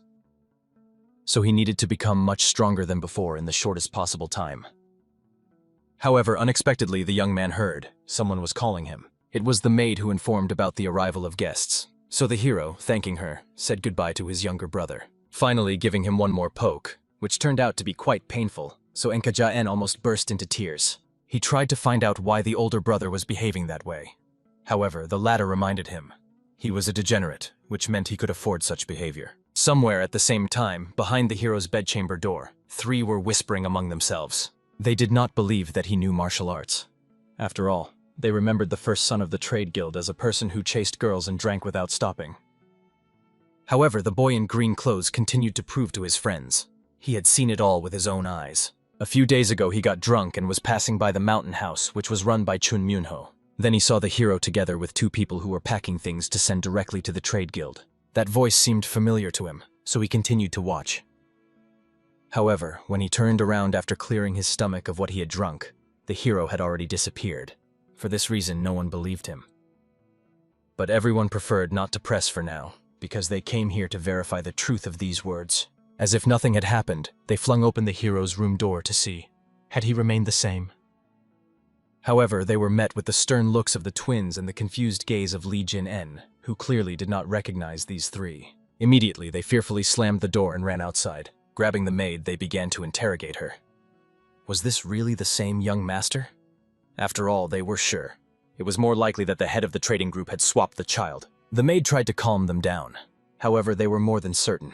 Either they were hallucinating, or they had really drunk too much. Could they have been so wrong? It was simply impossible for the formerly weak and frail boy to have become such a muscle man now. It was too absurd. After all, he no longer resembled one of the four heavenly kings of Lovelaces at all. While they whispered about the hero, he opened the door to greet the three of them. After that, he asked his maid to take the twins, escort them to the common dining hall, and feed them well, since they ate quite a lot. While they left, the trio also tried to hide to avoid attracting unnecessary attention. However, nothing worked, so the hero calmly called out to them, which made them twitch. He simply calmly beckoned them with his finger, inviting them to enter the bedchamber. It was not polite to keep guests waiting at the threshold. And honestly, from his grim appearance as he spoke these words, all the trio wanted was to escape as quickly as possible. The self-proclaimed four heavenly kings of wine and women, Sima Geuk, hoping to enter into an alliance with the sea, as well as Juja Yang, who suffers from irritable bowel syndrome and is forever retaking exams. And of course, the representative of the security agency, Western Wind, and the youngest heir of his house, Gu Yun. Closing this list was the infamous heir of the trading group, Lee Jin-un. They all gathered upon hearing an incredible rumor. Their friendly, unlucky friend had returned. Naturally, Lee Jin-un felt extremely awkward that these so-called self-proclaimed friends had latched onto him again. All he remembered, he had seen them before. They were always hanging around at drinking parties, chatting about booze and women. It seemed they called themselves something like the Four Drunken Idiots or the Four Great Slackers. The first thing the trio decided was to find out, was everything all right with Lee Jin-un after his return from treatment? Moreover, seeing the bulging veins on his biceps, they noted He looked much better than before. He now had a rather tough appearance. Gu Yun began to feel him all over, unable to believe it. The one he saw back then was really Lee Jin-un. It seemed he had been training non-stop. Sima Ge-yuk immediately remarked, "Such a level cannot be achieved by simple training. This is definitely martial arts." After all, he discerned the aura that shone around his body like an invisible flame of power. Moreover, the friends decided to discuss the rumors that Lee Jin-un seemed to have defeated Ouyang Hua. So it was insanely curious. Who had taught him such a deadly art? After all, he could not have mastered it on his own. They even thought that he had one of those fateful encounters with some master, about which they had previously only heard in legends. However, Lee Jin-un calmly explained, the person they had known before was already dead. The words sounded quite grim, so everyone fell silent for a moment. The silence was broken by Zhu Jiayang, who wanted to find out what were their comrades' plans for the future now. However, he only recalled the demonic faction. He had some disagreements with them that needed to be resolved, but for now he planned to help the guild prepare for the upcoming trials. But he also sternly warned, he was interested in nothing except becoming stronger. In the end, a heavy silence hung again. Honestly, the friends could not believe that Lee Jin-un had changed so radically. In truth, it seemed as if they had made a mistake about his home. This was a completely different person. The only one who was not surprised like that was Sima Ge-yuk. He remembered the conversation with the hero before his referral for treatment, when the young man admitted his father was extremely disappointed in him. Sima Ge-yuk then tried to comfort him and asked that Lee Jin-un use this time for recovery, learning, and changing for the better. And the young man perfectly understood. It would be wonderful if he really managed to become a different person. Therefore, Sima Ge-yuk congratulated the hero on the fact that he had changed. Everyone else immediately joined in the congratulations. After all, this was something worth celebrating properly. However, they regretted not having kidnapped their friend before the exile. Otherwise, now he would be as hopeless as they were. However, Sima Ge-yuk just chuckled at such thoughts. Gu Yun could in no way hold the hero back, because that day he didn't even come to say goodbye, but was lying around after a drinking binge. Watching their friendly banter, even the Master of Fists couldn't hold back a smile, realizing, after all, the owner of this body had real friends. Therefore, he suggested they drink to his changes and wished to find out, how had his friends changed? An awkward silence hung, after which everyone burst out laughing. Because if they had changed, they obviously wouldn't be sitting here so foolishly now. In the end, the best idea in this case was simply to stop talking about it and drink. Then Zhu Jiayang realized, earlier their company of 4 people was literally frogs at the bottom of a well. However, it turned out that one of them, and the most hopeless one at that, had already climbed out and seen this true world. They sat until evening, laughing and indulging in memories of the past. At the end, they asked Lee Jin-en not to neglect his training and to continue working so diligently on himself. However, they still wished that he would not forget about them. This concluded their farewell, after which the trio decided to return home. Gu Yun still could not accept that Lee Jin-en had returned completely matured in the end. He had the feeling that their youth was finally coming to an end. Even Sima Ge-yuk felt especially melancholic today for some reason, so he longed to go home. The friends suggested that before that he should visit a brothel. Then they could start a new life from Monday. For now, they decided to visit the House of Sweet Aromas. Right now, events were unfolding in that very House of Sweet Aromas. There, the leader of the sect of minor gods was informed that the warrior he had cooperated with was dead. It turned out that he was killed by the heir of the trading group. It was hard to believe that he was so strong, but the guards saw with their own eyes how he took down their captain in less than 30 strikes. Moreover, the subordinate could not forget his face at that moment. It clearly showed how powerful this young man was. In the end, the leader of the minor gods decided to find out what weapon the hero used, and learned that he fought with his fists. However, he was even more disappointed by Ouyang Hua's defeat. After all, a swordsman with such experience simply could not lose to a young fighter who only used fists. Then finally, Ouyang Hua's subordinate dared to ask if the leader of the minor gods wished to take revenge. Of course, the leader considered it a foolish undertaking. They were not bandits after all, and avenging an honest and open duel would be dishonorable. However, the assistant could not accept this answer. After all, he and Ouyang Hua were sworn brothers, which meant someone had to take revenge. But unable to endure all these shouts that spoiled the mood, the leader with one swing of his sword cut off the head of this screamer. He did not even pay attention to the fact that he splattered blood on the maid who had been serving him all this time.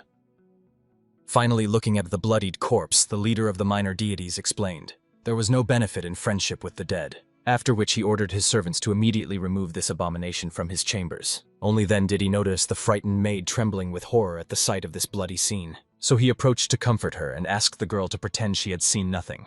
And since the man's mood was completely spoiled and his desire for drinking was gone, he decided to return home. On the way, he continued to ponder how best to deal with the trading group that refused to pay the tax. Moreover, the murder of Wu Yanghuo also meant that they did not recognize the authority of the sect of minor deities, which was extremely disappointing. Obviously, the assistant believed that the leader intended to kill them. However, the latter reminded, they cannot just kill people like that. After all, they were not bandits. Meanwhile, the trio that had appeared was discussing how hopeless they were. Even after changing their dear friend, they were still stuck in the same place. And yet they decided to come here to have a drink. However, they were sure. The fact that they realized their mistakes was already unprecedented progress. In the end, they passed by the leader of the minor deities without paying him any attention. However, unexpectedly, Sima Ge-yuk overheard. The leader was extremely eager to get money from the trading group. Still, he knew perfectly well that Li Xiangmin was a master negotiator.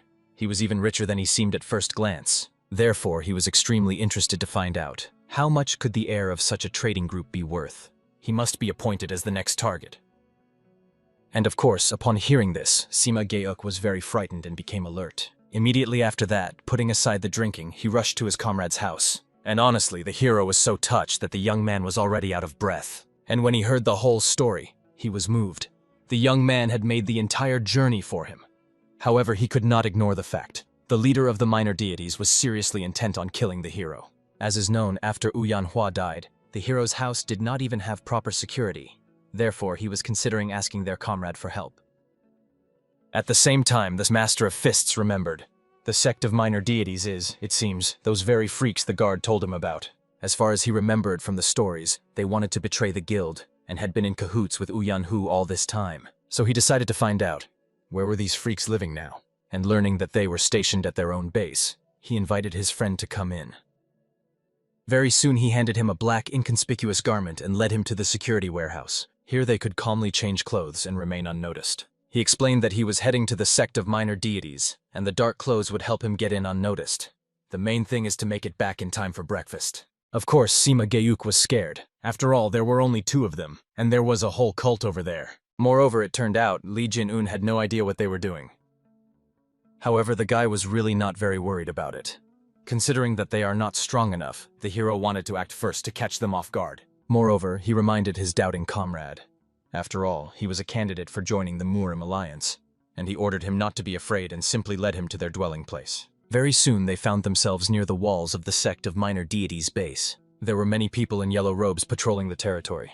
All this also made it clear they had arrived at their destination. In the end, without much thought, the hero climbed down from the tree. Sima Ge-yuk understood. He could not help in the fight, as he could not handle a battle with a whole crowd. However, that was not required of him. All that was necessary was for Sima Ge-yuk to simply lead him to the right place. Therefore, he asked the boy not to worry about anything and to quietly sit here in safety. Then the young man boldly dared to ask, how was it better for them to sneak inside the sect? After all, there were extremely many guards around, and he hoped that the boy had a brilliant plan. However, he simply kicked the door down as if nothing had happened, calmly entering inside. Because although he had a plan, today he wanted to remember his past and have a little fun. As is known, Dan Woosen never retreated and never avoided battles. Since childhood, he was an orphan in an orphanage, never wandering the country without purpose. Even then, when strength helped him take the throne of the fist ruler, he still did not stop taking risks. Being at the top, he always remained a man who only enjoyed fighting. In the end, he, as if nothing had happened, walked past the armed soldiers, and they just froze, not knowing how to react to such audacity. For this reason, Li Jin-un decided to directly find out from them, where was the leader.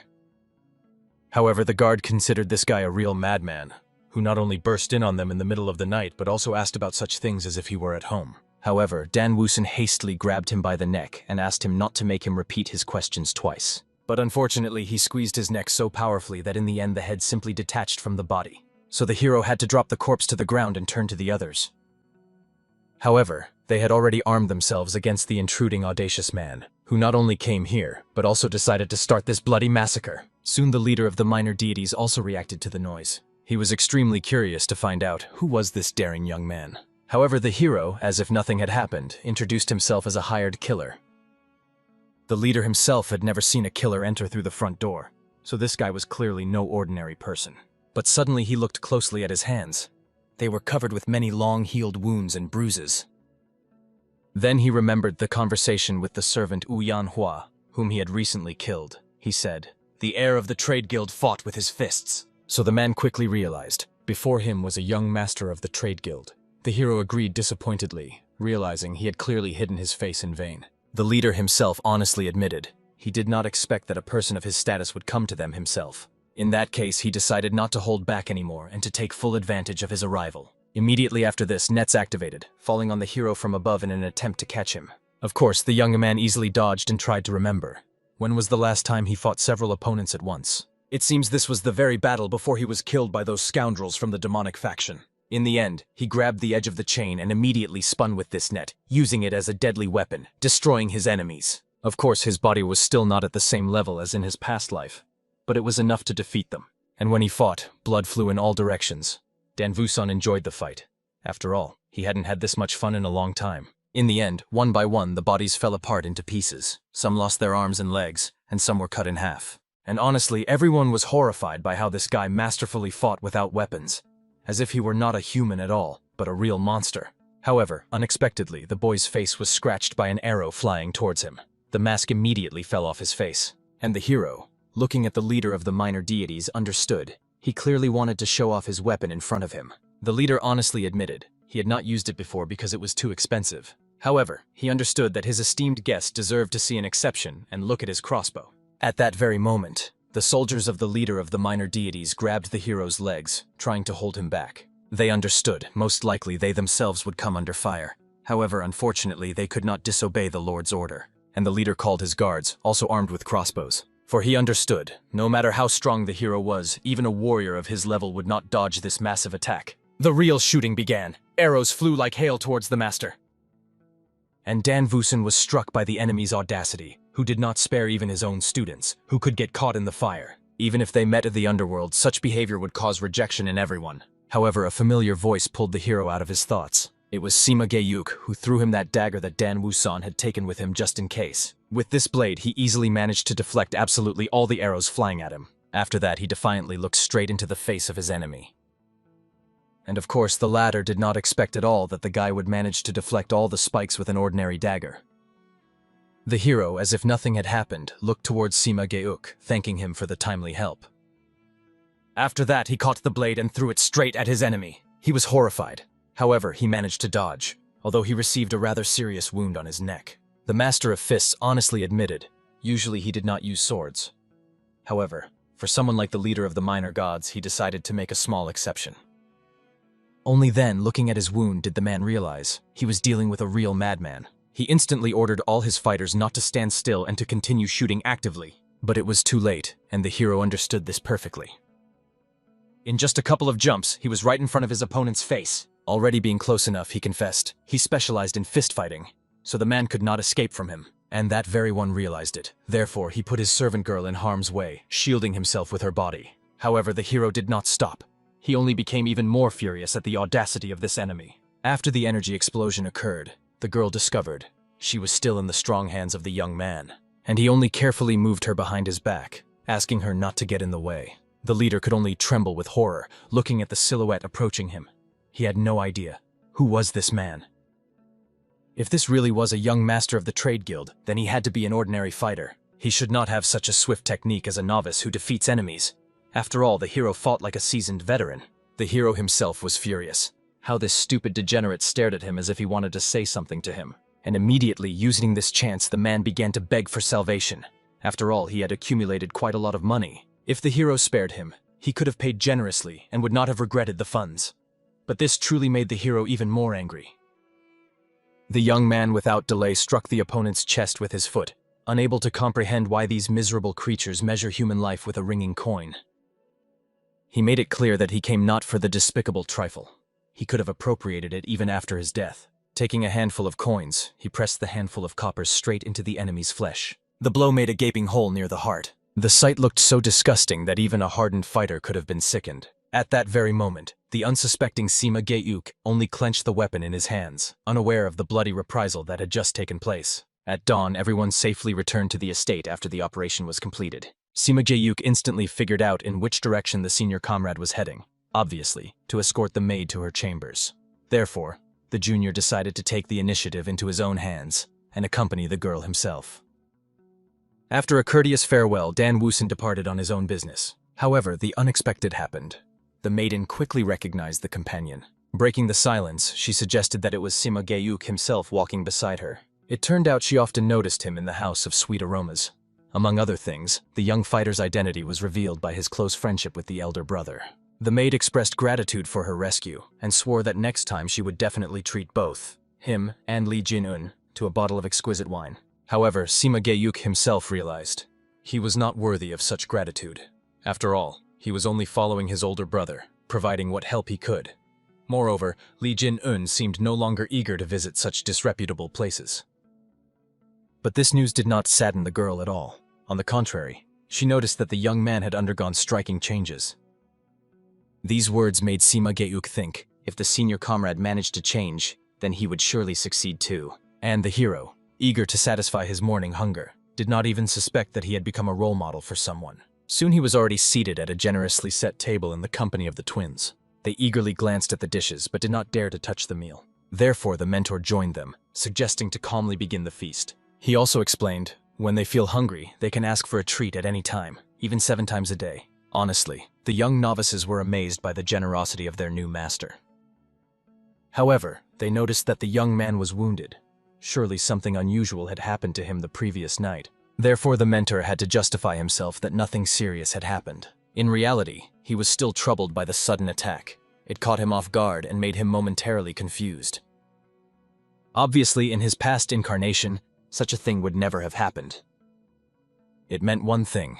In order to remain vigilant against the coming intrigues and prepare for magical threats, he needed to become stronger. Something more than ordinary training was required. However, a maid appeared to report to the young master about the arrival of a shipment. 2 bundles wrapped in flesh-colored and scarlet fabric were immediately placed on his desk. The young man promptly began unpacking them. He did not expect to suddenly receive gifts. A note from Gu Yun was attached to the first box. After they parted ways, he stopped by a tavern and had only 1 glass, considering it a huge achievement. Moreover, not long ago he had visited him to deliver what Li Song-min had requested. However, he got carried away with their conversation and completely forgot about it. Therefore, he decided to send the present through the maid so that Li Jin-en would receive this modest gift upon his return. Gu Yun hoped that with this support, his friend would gain power and be able to protect their security company. The roots of the perennial root looked as if they were about 5 centuries old. If all went well, with their help, Li Jin-en could reach the 5th phase of the White Lightning art. So the hero felt deep gratitude and finally understood what it was like to have a loyal companion. After that, he turned his attention to the second box. There was also a note. In gratitude to Li Xiongmin for his great trust and long-standing friendship on his part, from the trading group. As is known, the Taeho Trading Group is one of the wealthiest on the Central Plains, but Li Xiongmin, father of Li Jin-yun, sent them a petition. However, to be honest, even Dan Woosen did not expect them to show such a magnanimous gesture. Inside was Azurite Essence, the most coveted elixir sought by all martial arts masters. Of those potions that can compare to it, only the true liquor of the Moonflower and the 1000-year Snow Ginseng, all of which are extremely rare. And the Azurite Essence delivered to him was of the highest grade. There was no doubt from the fragrance. This was genuine Azurite Essence. And even in his past life, the young man had only a few drops of it.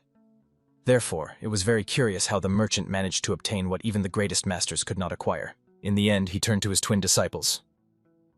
Taking the sprouts in his hands, he gave one to each and warned, "The secluded circulation of internal energy will begin soon. Therefore, they must guard his chambers after he enters meditation." The young disciples, of course, did not understand what kind of roots they were given. Therefore, Dan Woosen had to explain that they were beneficial for their bodies, and it was best not to lose such a valuable gift. Naturally, they were amazed by the value of the roots handed to them. Therefore, they slightly opened the cabinet, where a huge batch of similar treasures prepared by the head of the trading organization was discovered. And honestly, Dan Woosen simply froze, not knowing how to react to such a thing. He only slightly realized that money truly works astonishing things. 2 hours after lunch, the hero finally secluded himself in his quarters, beginning the circulation of energy. he fully realized that the roots were bitter in taste and devoid of fragrance. For some reason, martial arts were very similar to these roots, just as painful and tasteless. With every moment of circulation, he felt hotter and hotter. If it were his former body, it would surely have already been incinerated. Therefore, it was pleasing that someone had thought to prepare his flesh for training in advance. But suddenly he felt an unbearably burning pain consuming his entire being. Trying to suppress it was pointless. Therefore, he longed to overcome the torment. The powerful energy that surged in his body served as proof of the success of the process. Soon the young man regained consciousness, looking around at his charred clothes. When he ran his finger through the air, he realized, truly, lightning was flashing in the skies. This was the very fifth phase he longed to reach. However, he was struck by the amount of alcohol Li Jin-un had consumed in the past, and even now his body, after expelling toxins, continued to emit a wine stench mixed with sweat. Yet this was an excellent chance to forever part with the remnants of the inferior life of the previous owner of this shell. The only problem remained untouched for now, the essence. Its absorption was like if a clay cup made of wet sand were immediately placed into a blazing furnace.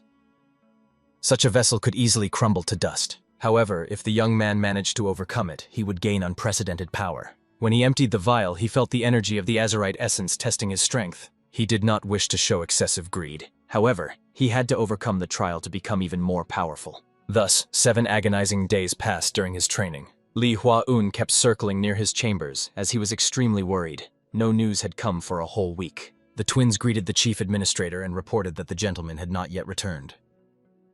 However, they warned, they could not let him inside either, for it was a direct order from the master. But suddenly behind the twins, an explosion thundered, blowing the doors away as if they had never existed. Then they saw the silhouette of Li Jin-en emerging from the darkness. Everything in his room was shattered to pieces, and he himself looked completely unlike himself. So, to be honest, Li Hua-en was frightened, not understanding what had happened to him during that week. Moreover, the stench emanating from his chambers was simply horrifying. Perhaps it was the very cleansing from toxins he had heard about many times. However, when they saw that the young man began to collapse to the ground, they immediately rushed to help him get up. They surrounded him and started shaking him in all directions to wake him, but nothing helped. Soon Li Jin-en himself regained consciousness. However, he was breathing heavily and looked completely unlike himself. He immediately began to look around fearfully, as if searching for something. Then he stood up and announced that he intended to leave. He only warned that today it was unbearably hot, and he wished to cool down slightly, but demanded that no one follow him. After that, with long strides, he rushed somewhere beyond the estate walls, and the whole trio was left wondering how Li Jin-un could feel hot on such a fresh and cool day. The hero, however, was fully aware. His body was simply burning up from the inside right now. It was not tempered enough and incapable of fully being in harmony with the essence. Inside, it thundered as if something was boiling in a cauldron, and he could not control this power of his. If this continued, the trading group and the entire street would be in mortal danger because of him. Therefore, he longed to go as far away as possible. At this pace, he reached the forest, which was surrounded by remote mountains. Then, stopping, he realized that he could no longer contain all that power that was literally spilling out from inside him. He understood that in this situation he could not fully accept it. Therefore, the best solution was to release all the excess that was boiling within his nature. As a result, lightning began to flash in all directions, emanating from his body. These flashes of lightning in the mountains were even seen by people passing by. To be honest, it was the first time they saw lightning strike from the earth to the sky. After such a number of discharges directed into the clouds, at the place where the King of Fists stood, a downpour began to fall. He himself tried to calculate which phase he had managed to reach. However, he realized, if he is capable of unleashing so much energy at once, then it means he has already reached the 8th phase. And the entire art of the white lightning consisted of 10 phases, so he only had 2 left to conquer. Soon he was returning to the estate along the soaked streets. The maidens shyly turned away, and the men whispered, not understanding who this half-naked young man was. Hearing all these rumors behind his back, the hero realized that he needed at least to buy some clothes so as not to stand out so much from the crowd. In the end, he entered the first shop he came across and immediately bought himself a more formal outfit. Of course, he decided to find out from the merchant how much he would charge him. However, the merchant did not ask for a single penny. It turned out that the reason was that since the hero punished those degenerates from the Ouyang clan and the sect of minor gods, there were fewer hooligans causing trouble on the streets. Thanks to this, the merchant was also able to safely bring his children to the shop, so this attire was a way of expressing gratitude to the hero. Moreover, the merchant asked that the hero also accept a sturdy umbrella as a gift, And seeing how the children excitedly handed it to him, Li Jin-un had no reason to refuse. In the end, gratefully accepting the umbrella, he stepped out onto the rainy street. Finally, as he left, he only waved, saying goodbye to the merchant and his children. Walking down the street, he noticed that it had indeed become much calmer. Of course, before, the young man did not care how the streets looked after the fight. However, after those words, he began to look closely and notice the differences. And honestly, from the scene he observed, warmth spread inside, so the feelings were quite pleasant. However, at that moment he heard someone loudly shouting, urging everyone to get out of the way. The young man was running through the streets, followed by armed fighters trying to catch him. He quickly saw the familiar face of the hero and immediately ran up to him, lamenting such an awkward meeting under these circumstances. And Dan Woosen was convinced. This poisonous fox always gets into trouble. He was clearly a lover of a turbulent life. At the same time, events were unfolding in the Mohian clan. A large crowd gathered there to attend the Imperial Assembly. The head of the Dokgo clan was glad that the elders of the Imperial Assembly had finally come together after so much time. He also praised Mohyun Bin for the excellent work. The head of the Mohaeon clan himself understood that he was not worthy of thanks. All his work was just to organize this assembly. After that, he turned his gaze to his colleague Ouyang Sen. Had he not heard that recently an unpleasant incident involving his clan had occurred? It seemed that Ouyang Hu challenged a member of the trading group to a duel and was defeated. Therefore, everyone gathered was extremely curious to find out whether this was true or not. After all, as everyone remembered, Ouyang Hu was one of the most experienced martial arts masters of the clan. Moreover, there were rumors that he caused disturbances in the guild and was severely punished for this great commotion. However, all the whispering abruptly stopped when they heard the loud laughter from the leader of the Imperial Assembly. The head of the Namjoon clan could not believe that someone like Ouyang Hu was defeated by one of the traitors. This man was also the Emperor of the Blade, the strongest martial arts master in the world. It seemed to him, if what happened to Ouyang Hu was true, then it was much more ridiculous than anything from a farce. Unable to withstand such pressure, the head of Ouyang admitted that he had long desired to expel this degenerate from his clan. Moreover, the man was thinking that it was time to show the trading post the true power of their clan. At the same time, the guards approached the hero and demanded that he hand over Chun Myung-ho. It was not necessary to intervene between them, otherwise he could get hurt. Of course, the hero was curious to find out who these fellows were. Chun Myung-ho hurried to explain that these were the most famous bandits of the criminal world. They are also called the Crimson Reaper Alliance. Recently, they have been trying to take control of the city center. Previously, as is known, Chun Myung-ho was involved in auctions. When after some time he decided to put things in order, he realized that these fellows had already stolen everything from him. Then the young man decided to inquire whether his hands had healed after their recent skirmish. However, unfortunately, they were still bruised and even trembled at the slightest tension, so he could not stand up for himself in any way. In the end, Li Jin-en turned his gaze to the people who had come for Chun Myung-ho. He asked them to come here when the boys' hands were fully recovered, and they could fight on equal terms. Today it was better for them to leave. However, they only wanted to laugh in his face, thinking that Li Jin-en was talking complete nonsense. They believed that he had no idea who they were and dared to talk to them like that. In reality, they were silent, despite the fact that they really wanted to say many nasty things. All because from Li Jin-en, who was watching them so attentively, there emanated some strange tense aura. In the end, one of them still dared to confront the hero directly. He believed that the hero completely did not understand who he was dealing with, since he so boldly pointed his finger straight at the face of the King of Fists. That the hero, unable to endure it, gave him a flick on the head. However, the flick was so powerful that the young man immediately flew back and crashed into the nearest wall, which stopped his rapid flight. The hero then explained to these frightened young men that he was extremely hungry right now. If they engaged in a fight, most likely Dan Woosen would kill them all. Therefore, he suggested they meet another time, or else the poisonous fox would find them himself when he recovered. In the end, all that was left for the frightened fighters was to bow and say goodbye to this man, after which they fled in panic. And Chun Myung-ho, as if having no shame or conscience, immediately brazenly demanded that the hero buy him food, because he was literally starving. Moreover, he excused himself. On the day they fought, he was not in shape, only because he was exhausted from hunger. If he had eaten, he would definitely have defeated the hero. Of course, Li Jin-en hinted that the guy could have simply asked him properly.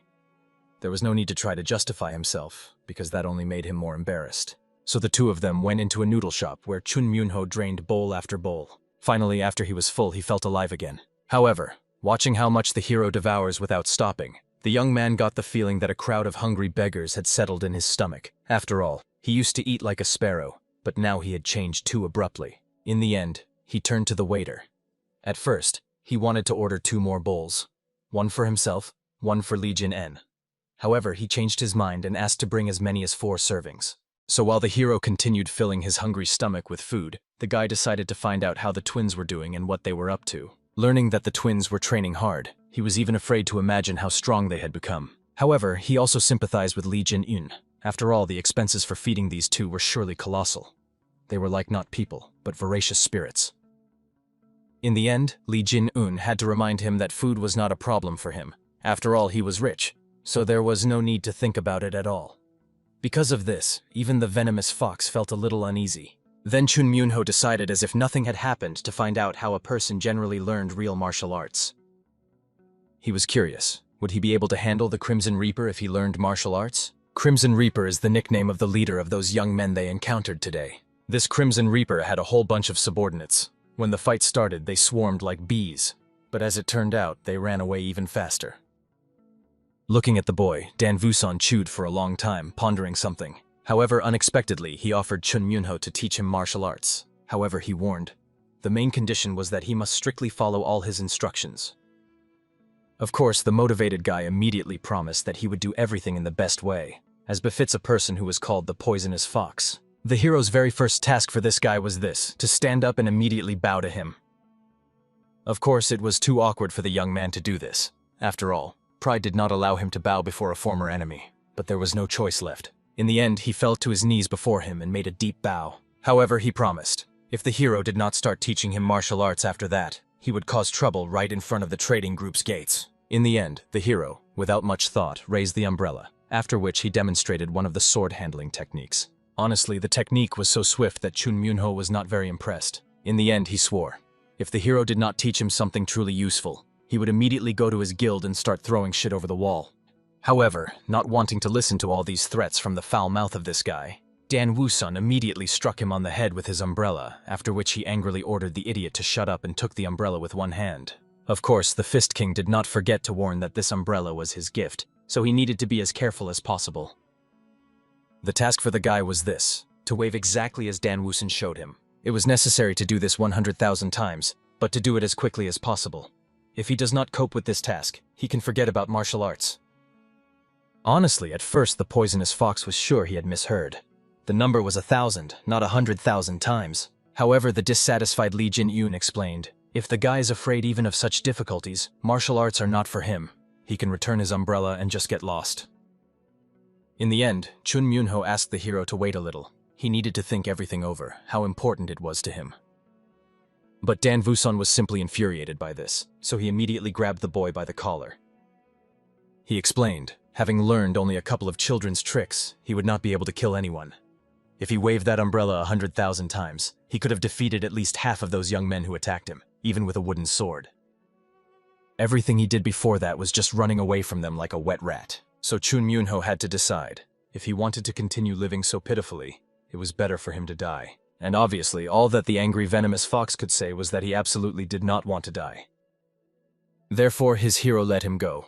However, he ordered that the boy should not forget, he was a poisonous fox, not a rat, and must know his place. After that, both fell silent, looking out into the distance, and each thinking about their own thoughts. When the rain began to gradually stop, the guy asked the hero to lend him an umbrella for a short while. After that, he left with it. And a waitress hurriedly approached Li Jin-eun. She decided to find out if the gentleman was going to pay for his friend. And of course, he immediately dumped a whole bag of coins on her. At the same time, the hero wondered, would the young man come to his senses or still give up, as he had done before? Moreover, he was extremely interested in this story about the Crimson Reaper alliance. At the same time, the Crimson Reaper himself was very angry. He promised to find these people, and he had to keep his promise. Therefore, having cruelly punished the failures, he decided to find out how they allowed Chun Myung-ho to escape after all. Soon from the survivor's story, he understood that they had almost managed to catch the poisonous fox Chun Myung-ho, but one of his comrades managed to stop them. In addition, they stated that some merchant's son stood against them all. The frightened mercenaries swore the truthfulness of their words. They all thought that the guy was extremely strong and skilled in martial arts. Moreover, a rumor spread that he was the strongest man in the entire region.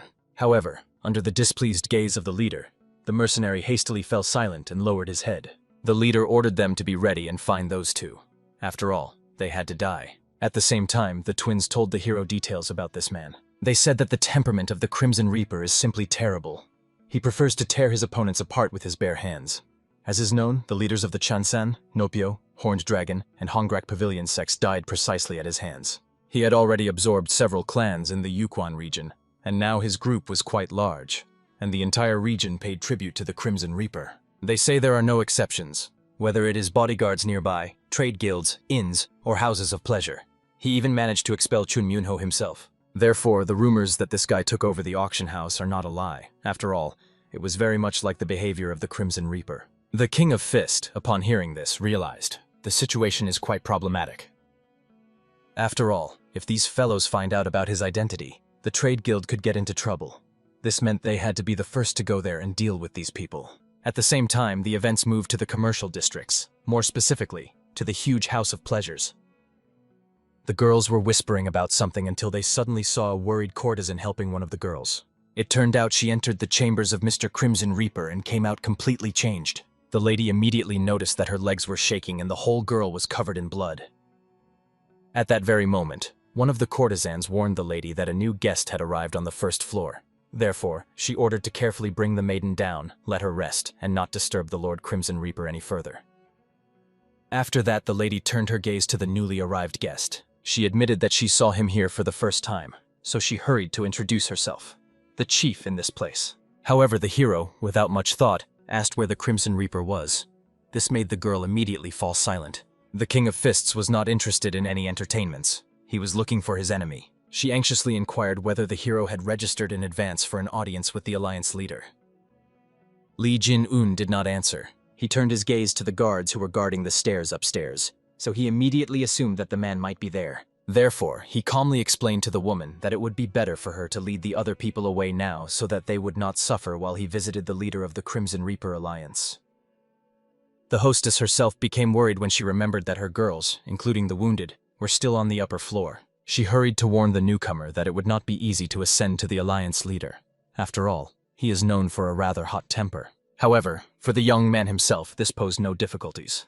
Therefore, thanking her, he immediately headed for the stairs. When one of the subordinates noticed him, he immediately warned the young man that entry beyond this point was forbidden. However, the guy did not react at all to his words and simply continued the ascent. Astonished by the audacity of this mute fool, the man immediately pointed the tip of his spear at him, not allowing him to pass further.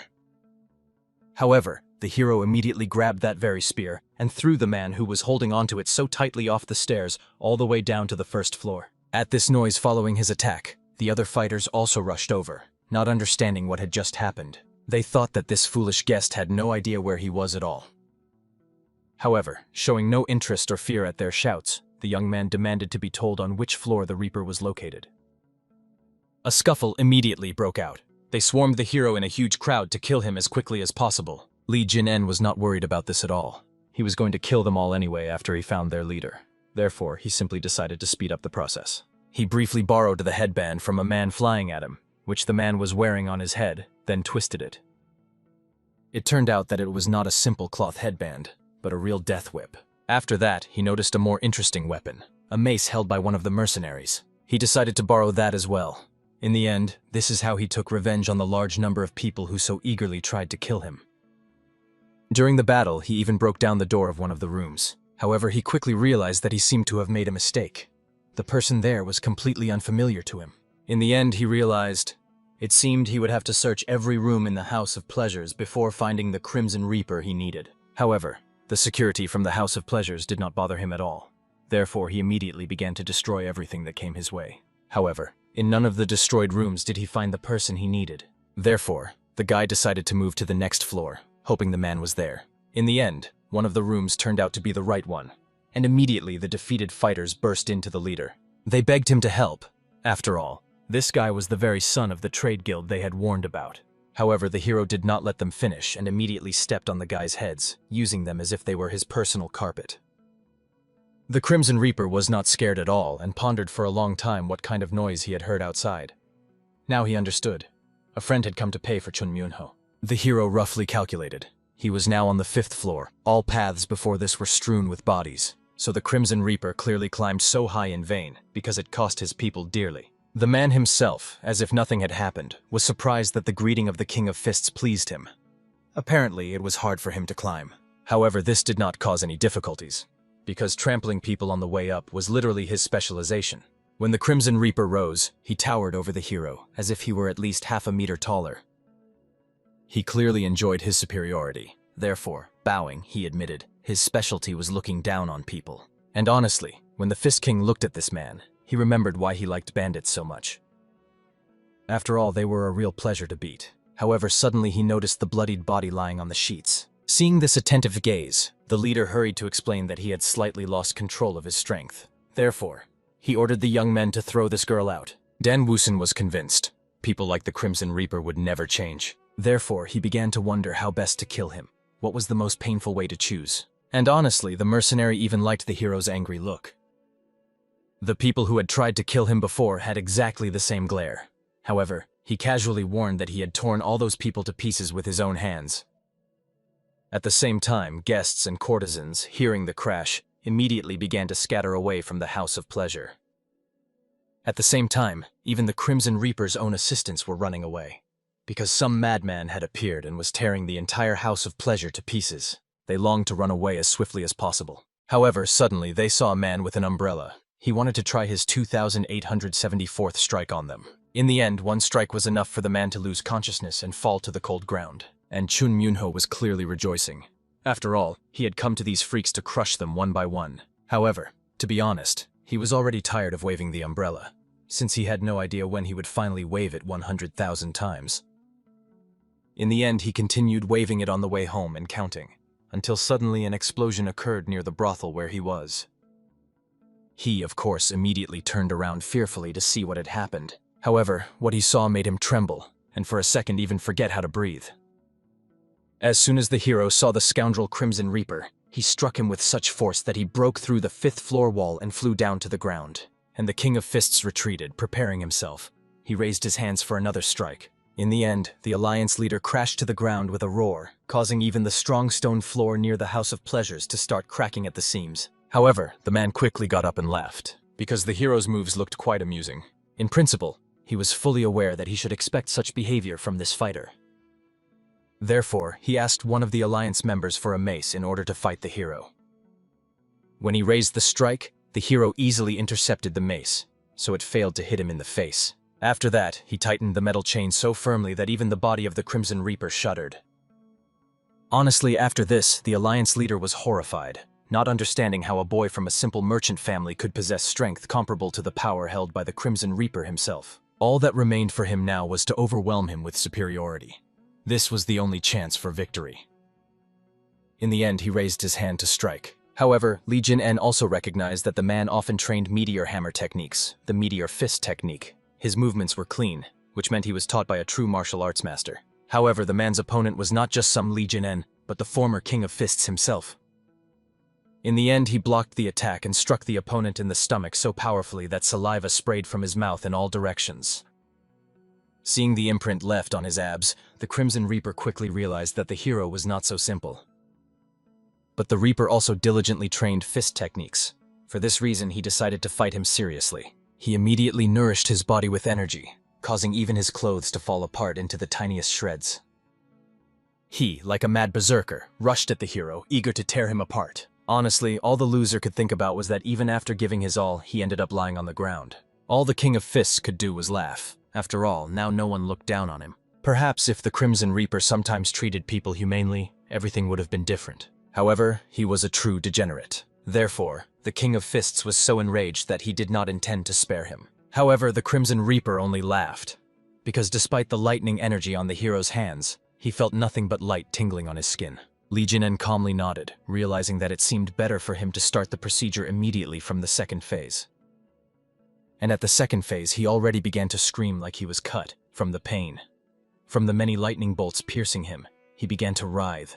The hero began to increase the phases and had already reached the 5th when the man's entire body was seized by convulsions. The mercenaries stood and watched in horror, not knowing whether they should approach to stop this nightmare. However, suddenly they saw a huge fist of lightning in the sky. It was the art of white lightning in 10 phases, the roar of lightning. In the end, this fist of power crashed into the man, simultaneously destroying everything it touched around.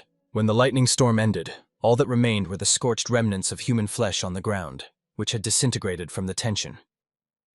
Thus began the hero's work of cleansing the dark world. When the leader breathed his last, Dan Vusan rose as if nothing had happened. Looking at the people who served the Reaper, he was curious. Who were they, and why were they squeezing blood from the weak here and demanding tribute from them? He explained, if they had no one to show their strength to, he was ready to offer his candidacy for amusement. Then the King of the Fist would gladly do the same to them as he just did to their degenerate leader. However, the warriors did not hesitate, believing that their leader was simply unlucky. With such a crowd, they could definitely defeat one man. The others whispered, for they could not believe that the Crimson Reaper was truly dead. They longed to know who this young man was. Moreover, they were glad that they no longer had to pay tribute to anyone. After all, if the Crimson Reaper was dead and these bandits would soon be dealt with, then their problems would also end. But they were still worried. Perhaps the young man who defeated the bandits would also want to collect tribute. However, Chun Myunho calmed the citizens, explaining that this young man was clearly not one of those kinds of people. He already had plenty of money, so now the common people had nothing to worry about. After that, Chun Myunho continued to practice his umbrella swings as if possessed, counting over and over again, glancing at the hero. At the same time, he realized the hero fought incredibly skillfully. As is known, every person has a spark burning in their heart. However, it was each individual's personal responsibility to fan the spark into a flame. The hero was so mighty that just the thought of it was maddening, but the poisonous fox was convinced he could achieve the same and even surpass the hero. Soon the hero returned to his trading group in the morning. However, when he entered his chambers, he noticed Li Huayan, who did not even know how to react to his brother's return. He hurried to explain that he had gone out for a drink. However, he did not understand what had brought his younger brother to his room. What worried him more was the blood on the hero's clothes, which, moreover, clearly did not belong to him. But without imposing, Li Huayan finally explained. The elixirs seemed to have worked excellently on the hero. Therefore, he was eager to prepare a gift in gratitude to the people who sent them. He pondered for a long time what they could offer in return. After all, the elixir seemed truly precious. Then Dan Wusan finally remembered the Taeho trading group that had provided them with azurite essence. Honestly, even the King of the Fist found it difficult to assess her value, which made Li Huayan even more worried, not understanding what they could offer in return. The hero, however, knew. What they were given was literally priceless, so repaying with money or other goods was not possible. Therefore, he proposed that they create a trade alliance with this trading group. As is known, among those who provided them with elixirs, there are large groups, but there are also smaller ones, like the security agency Western Wind, which has no own security. If they create an alliance and provide protection to everyone, it will be a worthy gratitude. Of course, Li Huayan thought that this was too ambitious a plan. However, Li Jinen did not desire to immediately start something grandiose. For now, they could only include the Taeho Trading Group and the Western Wind Security Agency. They had already received something that could not be compensated with money, so they must pay in another way. The rules for membership needed to be simple, as their ancestors did. And for now, no fees needed to be collected. Therefore, Li Huayan became extremely curious. What, according to Li Jinen, would be the goal of this alliance? At that moment, the young man remembered how he met the merchant who gave him an umbrella and clothes in gratitude for the fact that their life had now become calmer. He also remembered his friend Gu Yun, who hoped that he would protect their security agency when he became stronger. Therefore, Li Jinen's goal at the moment was to protect the lives of merchants. He desired to create a rapid communication system so that problems could be solved immediately as they arose. Of course, Li Huayan still doubted. Could a situation arise that even the warriors escorting the Taeho trade group could not handle? And of course, if something like that happened to such a large group, it would mean the involvement of combat sects, especially the involvement of those who mastered dark martial arts. In that case, Li Jinen would personally go on these missions. After all, the potions sent to him were priceless and granted him colossal power. And Li Huayan was glad to hear that it really helped his older brother a lot. In the end, he agreed to his idea and began suggesting a name for the alliance. For example, Alliance Great Merchants Association. However, the hero, recalling the Crimson Reaper alliance whose mercenaries were like his fanatics, rejected this name. He proposed not to include the word alliance in the name at all. Simply call it the Great Merchants Association. In the end, when this issue was resolved, and Li Huayan was already about to leave. However, he did not forget to remind his older brother that he had been very exhausted with work lately. However, this was not a complaint. For merchants, happiness is when there is plenty of work. Noticing his elder's approving smile, he went on to deal with work matters. However, suddenly they were called by a frightened guard. He flew in scared, warning that they would all be destroyed, for Lord Uyan himself had arrived with his disciples. Of course, Li Huayan immediately dashed towards the gates, but the King of Fists only sighed discontentedly, foreseeing a major confrontation. At that moment, the events shifted to the main hall of the trading group. There at the table sat the head of the Uyan clan himself, Uyan Sen, sipping sake. However, he was simply furious, which was very hard to hide. Just the memories of that disgraceful meeting of rulers made his blood boil in his veins. For this reason, he ordered that his 3 disciples fight Li Jin-en, the heir of this guild. One victory was not enough to restore their honor. Moreover, this boy could not die peacefully. Everything had to be done with particular cruelty. Then a relative of the clan, a young man with short hair, decided to find out from his brothers whether they planned to use weapons in the fight. After all, the young man himself always fought with bare fists, and it was not difficult for him. The second son also preferred fistfights, but the third son was not so confident in his fists, so he decided to use his blade. Of course, the second brother was amazed that the third did not feel confident fighting an ordinary merchant's son. However, he was extremely concerned that this merchant had managed to defeat even Uyan Hu. Of course, although he was a distant relative, he still had some experience in martial arts. The second son of the head was convinced he simply lost because he lacked skill. There could be no other reasons. After that, he asked for another cup of wine and waited until they finally brought the heir to him as quickly as possible. However, when he looked back at the servants attending him, they turned out to be 2 twin thugs. They explained to the arrivals that the young master had invited them to the wing. As soon as he eats, he will meet with them. In the end, despite everyone already boiling over these words, there was no way out. So they headed there together with them. Finally reaching the wing, the twins entered first to warn the young master about the arrival of guests. When they entered, he was still bandaging his hands to avoid excessive injuries, and also greeted the people who had made such a long journey here. Of course, immediately 3 brothers one after another introduced themselves, greeting the hero and the first heir. But Li Jin-en himself was quite surprised that the clan head himself had also come here. He, bowing with a smile, apologized for coming without warning, and admitted that he personally longed to see the hero's strength. From these words it became clear. They came here for a duel. Therefore, the hero agreed and asked them to choose a suitable format. The chieftain explained that his sons wished to learn much from the hero in this duel. Therefore, the rules were simple. Stepping out of the ring, losing consciousness, or being unable to move were considered a defeat. In the end, the rules were indeed simple and clear, so Dan Vusan had no reason to refuse. Therefore, the King of the Fist asked the first of his opponents to step into the arena. This opponent turned out to be the second son, and the chief was eagerly waiting for the moment when this traitor would beg for his life to be spared. At the same time, the second son panicked a little. Although he stood before the merchant's son, it felt as if a seasoned martial arts master was before him. Perhaps that victory over Uyan Hu was not such a success after all. The King of the Fist was quite surprised that the guy who stood against him decided not to even use his sword. However, he roughly explained that the hero should not treat him with such contempt. He had the right to act as he deemed necessary.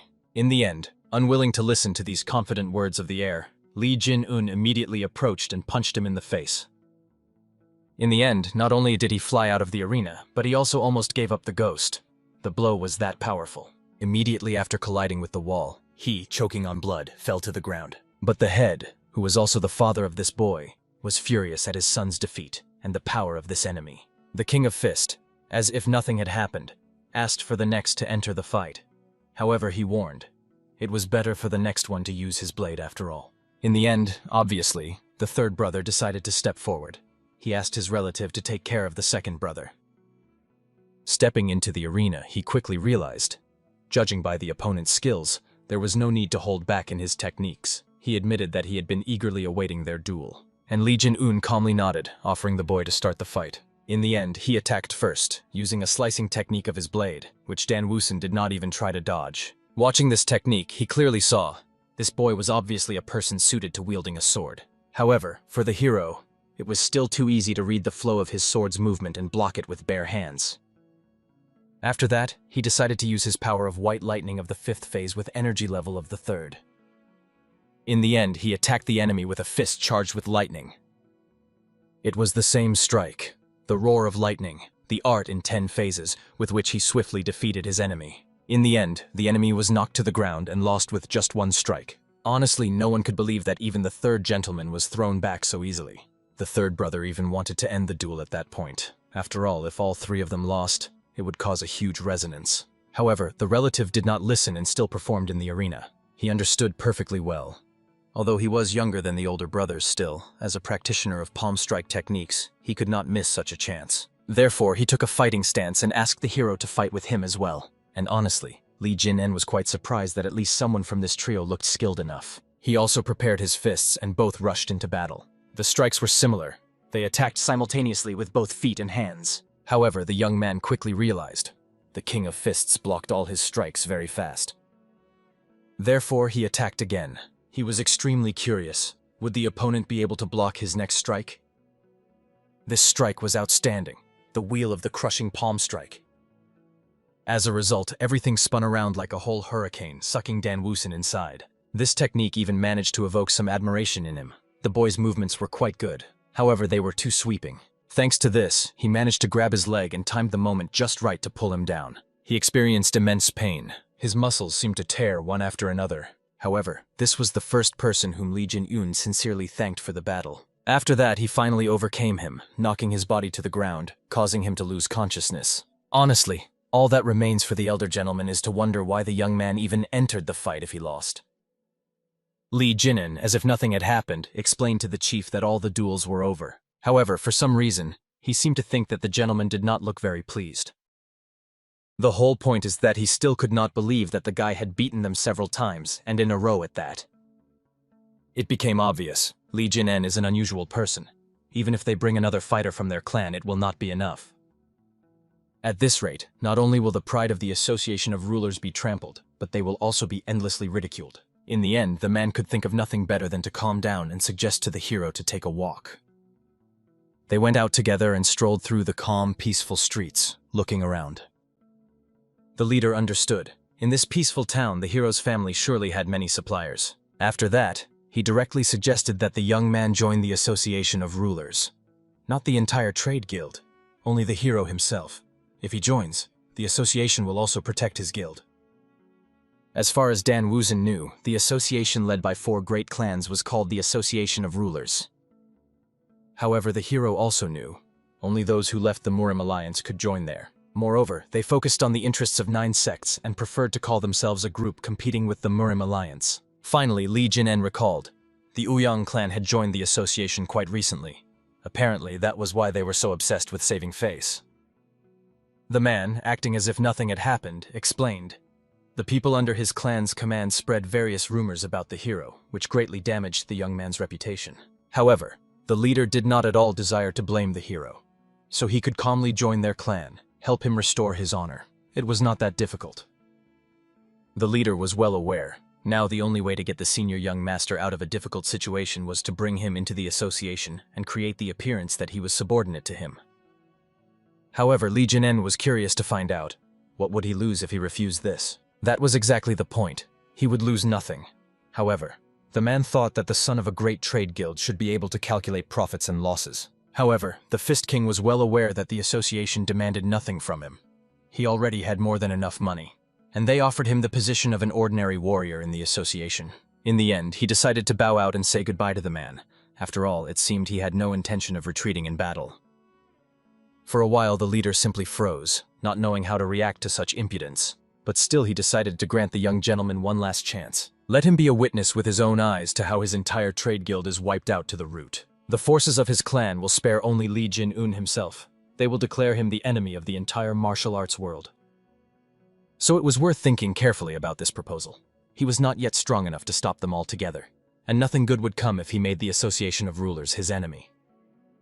However, Dan Woosin was only enraged by these threats. He grabbed the man by the neck and immediately slammed him against the wall. He warned this crazy freak. He might kill him right here and now, and then wipe his entire clan off the face of the earth. He can even blame his eldest son. And the head could check whether the hero is capable of this right now. And honestly, the chapter was struck by the hero's behavior. He had heard many vile words in his life, but his words were unforgettable. So he concluded. Li Jin-eun matched the rumors about himself. He was a man without manners, restraint, or shame. He desperately wanted the hero to keep these words until the moment he sees his true power. After that, he unleashed a strike on the young man, using the poisonous toad strike, which he practiced to defeat the leaders of the 4 great clans. It doesn't matter how strong a person is, he simply cannot withstand these poisonous vapors. However, for the hero it was nothing. After all, the poison was burning, consumed by numerous lightning bolts. When it completely evaporated, Dan Woosen threw this man away as if he were some annoying toy. Considering how arrogantly the man behaved, he turned out to be quite weak for his demeanor.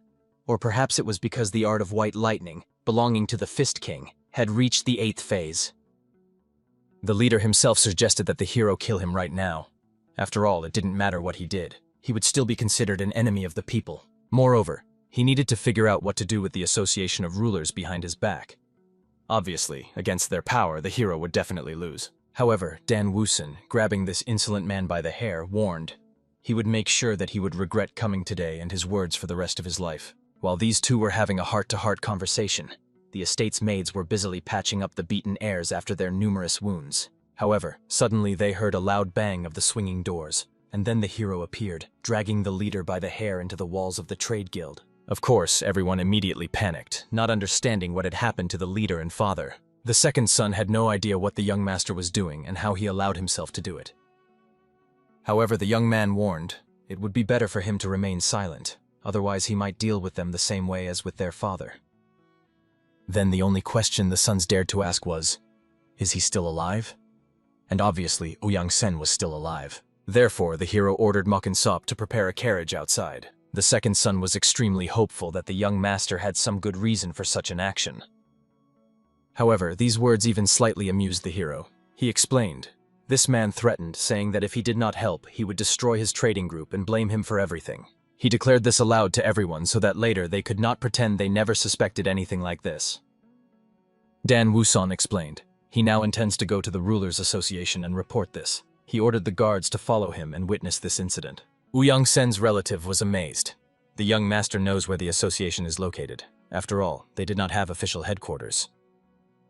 As is known, the homes of representatives of the 4 great clans serve as their meeting places, and the Mohyun clan estate was the closest. Therefore, he decided to go there, and he ordered the guards and the twins to watch so that these people would not do anything foolish. He ordered the younger brother to take over current affairs and represent him to the Murim Alliance. After that, he set off on the road. The carriage was slowly moving along the path, and the hero calmly looked out the window. The only one who was extremely tense was the warrior who served Ouyang Sen, who did not know what to do with himself. Already in the carriage, Ouyang Sen himself finally came to and decided to find out from the young master where they were heading. And of course, Li Jinen hastily reported that they were going to the Mohyun estate. In the end, the man sighed heavily and demanded that the guard give him water, for he was literally dying of thirst. However, the guard was extremely doubtful that the young master would allow him to give water. However, the King of Fists only smirked at the servant's fear. He was surprised. When the clan leader himself asks for water, the guard was so cold-blooded towards him. For this reason, grabbing the man by the head, Li Jinen quickly realized it seemed he was not a warrior from the Ouyang clan. Most likely, he resembled some kind of hired assassin. Immediately after this suspicion, the entire carriage flashed with numerous lightning bolts that took the life of this scoundrel. Of course, the frightened guards leading the horses did not understand what the young master was doing. However, he explained to them in a casual voice. Nothing happened. They could continue on their way. After that, he turns his gaze to another of the fighters, and he confessed. They were hired assassins. The group was called Golden and Silver Assassins. They were divided into Golden and Silver, and this one specifically belonged to the Silver class. Then, after thinking a little, Li Jinen decided to find out. How much had the man paid to hire them? He, of course, was not going to answer anything. Then the hero decided to stop the carriage and deprive the man of one of his body parts. Perhaps then he would become more talkative, and of course he immediately confessed. He paid 800 silver for each, and the assassin confirmed this information. After all, the price sounded quite usual. However, the hero thought that it was extremely little, considering that these men gave their lives for such a pittance. Their leader simply sold them to Ouyang Sen. After they destroyed the trade guild, they would also be killed. Obviously, it is easier to kill the killers than to listen to words of contempt from one's own clan for dirty work. He had thought it all through from the very beginning. He did not want to stain his own hands. Such was the path of the righteous factions. Purity on the outside, dirt inside. Therefore, Dan Woosen was extremely curious. How does it feel for a man to know that his life is worth only 800 coins? Perhaps then he should have trained better. Then he would not have been sold so cheaply. However, he still did not consider assassins who took money for lives to be human. Therefore, he was very curious to find out. What kind of life did they imagine for themselves, having gone into such a business? After that, he cheerfully looked out the window, realizing they had 2 guards outside. One was seriously wounded, another a corpse. It was indeed a pretty good company for a walk. It was in such company that they arrived at the clan's estate itself. Of course, when they entered, everyone immediately started whispering, not understanding what had happened to Ouyang Sen since he appeared in such a state. Of course, the clan leader also came out to greet those who had arrived here. However, his gaze revealed anxiety. He did not understand what had happened to the man. After that, he also noticed the young man, whom he saw for the first time. Therefore, he hastily introduced himself to him, and the hero responded in kind.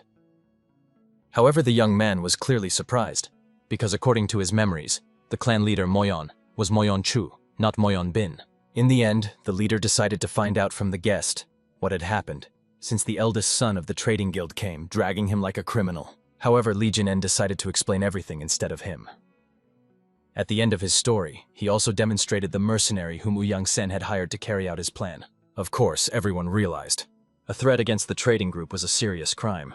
If the rumor spread, the entire Murim alliance would laugh at them. However, the leader interrupted his assistants, for he was eager to know what was the purpose of the young lord's visit from the trading group. Perhaps he was afraid of retribution, so he came here to tell the truth? However, instead of answering, Dan Vuson decided to find out.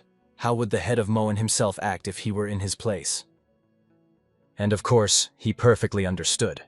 If someone threatened to exterminate his family and make him a criminal, he would kill that person. However, now the head of the clan is that someone. If he were killed, all the eyes of the family and all of Murim would be focused only on him. Ouyang Sen himself was indignant. After all, he believed that the reason for his action was that the members of the assembly brazenly mocked him. Moreover, he did not understand how someone from the trading group dared to defeat him. If only the clan heads had not laughed at him in the association, perhaps he would not have made this mistake and would not be standing here in such a state now. He believed. These people forced him, and now they must help him. He promised. If they help him even once, he will do everything they ask. However, the head of Moen swiftly silenced this loud Ouyang Sen, realizing if he continued to talk, he too would be disgraced. After that, he ordered his men to capture the 3 murderers and place them under guard, ensuring their survival. He also apologized to the young lord for the hospitality being so shameful. After all, it is obvious that the association should not shelter such parasites who caused harm to ordinary people. Therefore, he suggested, before getting down to business, to share a meal with Li Jinyon together. And he agreed. After all, if he had at least a meal, his journey would not be in vain. Late in the evening, when the tables were set, they calmly sat and dined in silence. The head could not accept it at all. The eldest son heir of the merchant guild defeated the head of the clan. So he felt quite awkward asking where such a person could have appeared among ordinary people. He decided to start the conversation with whether Li Jin-in had come up with a proper way to settle this matter. Of course, he could not personally kill Ouyang Sen. However, he promised to deal with him fairly. He was eager to hand him over to the Murim alliance. Let the hatred of the Ouyang clan fall upon them, not on the association of rulers. After all, that would be more just. Of course, in that case, they would suffer some damage. But this issue is no more important than honor. And the other clan heads would definitely agree with this. The hero was basically satisfied with such a development of events. However, he really wanted to ask one somewhat inappropriate question. He was curious. Had the former head of the clan undergone the Golden Basin washing ritual? The ritual of retirement for martial arts masters. And of course, the current head was amazed at his guest's awareness. It turned out his father had disappeared more than a year ago. All members of the main clan went searching, but never found him. Therefore, his unruly son had to take this post. However, the King of Fists was concerned that a year ago, exactly then he entered this body. This means, not only he died, but also the former head of the Mohyun clan. Therefore, the guy was curious. Were there any rumors that the man's father could have encountered demonic factions? However, no matter how much he pondered, only the underworld faction came to mind. After all, the demonic ones had been inactive for more than 20 years. If the demonic faction had risen, it would not have been so quiet. Moreover, it was strange that they would attack only his father. And honestly, the King of Fists was also surprised by this. He had never contacted demonic factions. Despite this, they suddenly appeared and ambushed him. Therefore, he decided to find out. Would the former leader cope if several swordsmen attacked him? Of course, his son understood. It would be a brutal fight, but his father would not fall to several swordsmen. Therefore, he decided to investigate. Would the man withstand a fight if all of them had bodies impervious to blades? It was a strange question, based on the past life of the King of Fists. Some of all those he fought survived even after the strike of his lightning-fast 9th phase energy. Even in Li Jinin's body, the 8th stage energy was exhausting for ordinary people. Considering his past level, it was almost impossible. At the very least, the enemies had to possess bodies impervious to blades, or higher. If such people, together with those who possess strange magic, unite their forces, then the only ones who could oppose them are those who were beyond the heavens. Even the son searching for his father could not find any traces of the demonic faction. Apparently, they acted very secretly and clearly pursued some hidden goals. And at the same time, the assistant came to the Sword Demon, rejoicing that they had finally found the Sword King. It was excellent, long-performed work. Therefore, they decided, without much hesitation, to take action. Now it was time to hunt their next prey. At that time, the hero asked, and the young man told him about the current situation of the other strongest martial arts masters. He had not heard from the Blade Emperor for a long time, and it was curious. Was he still in good health? To be honest, Uyang-sen accused the head of Mohian of mocking him.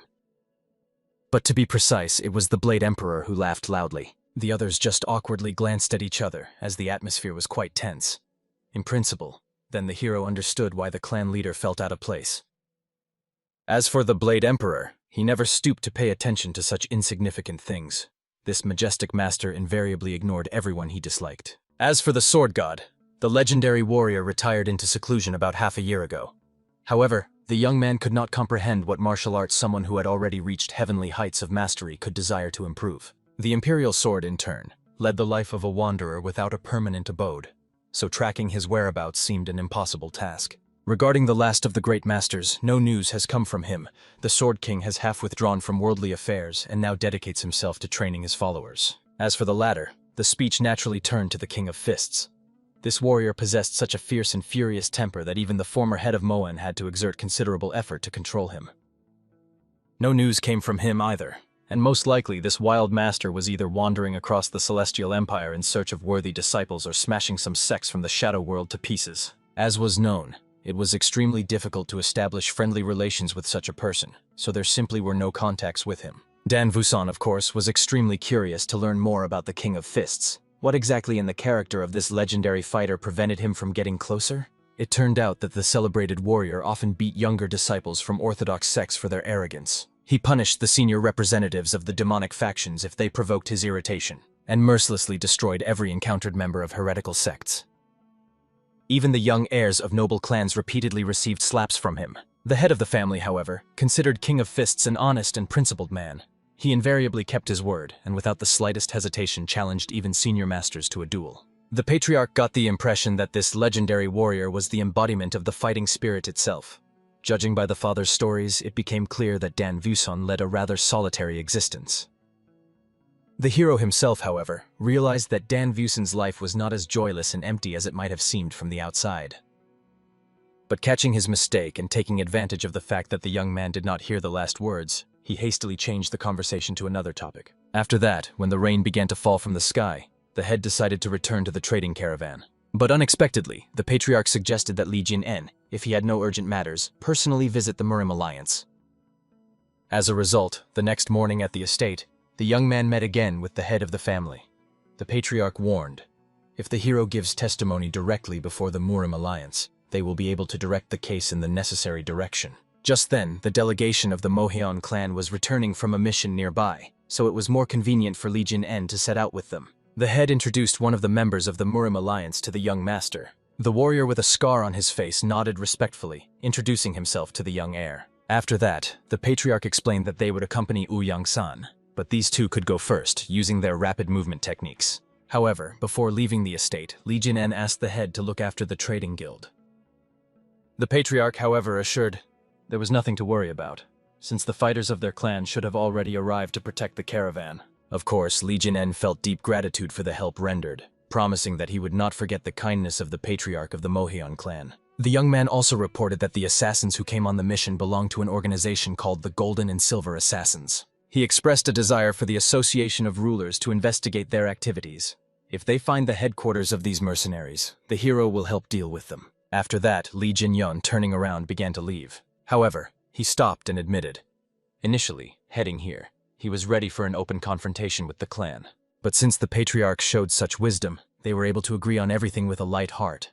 The hero sincerely thanked him for not having to shed unnecessary blood. Honestly, after such a courteous farewell, the leader was left puzzled. He could hardly believe that the senior young master of the trade union came alone, fully prepared for battle. This young man definitely differed from the usual heirs of noble families. Truly an intriguing personality. After 4 days of travel, everyone finally reached a settlement. By that time, the escort from the Murim alliance fully realized that Li Jin-yon was an extremely talented young man. After several days of traveling together, all the words spoken by the young master began to take on a completely different weight. However, unexpectedly, during lodging at the inn, the young man collided with a certain hurried man.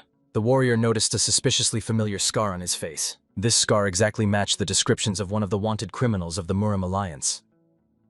Therefore, the companion hastily explained to Li Jin-un that he would either kill this scoundrel or capture him alive. The fighter also warned, this man came from a heretical clan and was extremely dangerous, so he asked the hero to step aside. As soon as the man noticed the pursuit, he immediately dashed away, pushing people aside around him. The warrior, of course, was disappointed that the criminal was not at all shy about making such a noise. As was known, recently many outcasts from unorthodox clans, dissatisfied with the actions of the Murim alliance, began hunting its members and killing them. That one of them was walking so openly, this seemed extremely strange. Therefore, when the warrior followed the man, he was not at all surprised to fall into a trap. Judging by the fact that the two fighters were missing their hands, they must have been the very ones who lost the duel to their leader. The companion was extremely amazed that they were still alive. However, these miserable cripples wasted their breath on such disgrace instead of challenging the alliance leader again, and simply used the wanted criminal as bait. However, cutting off hands was a pastime of the lords of Murim, while sending them the severed heads of alliance members was the revenge of these outcasts. However, the trio did not expect at all that while they were saying all this, the hero was already behind their backs. When the young man coughed, all three were horrified, instantly turning around. Even the warrior from the alliance had no idea when the hero managed to catch up with him. However, as if nothing had happened, he explained that he was an ordinary man, but was quite fond of beating up villains like these three. Soon, Poisonous Face learned that Li Jin-en had gone to the Murim alliance and could not understand why the hero urgently needed to meet with them right now. Li Hua-en tried to explain to him. The patriarch of the Mohyun clan stated that it would be wiser if Li Jin-en personally testified in the Uyang-san case, so the young master left immediately. In the end, Poisonous Face had no choice but to grieve over the hero's departure, although he had given him a solemn promise. The young man made him perform 100,000 strikes. However, Poisonous Face was ashamed to admit this aloud.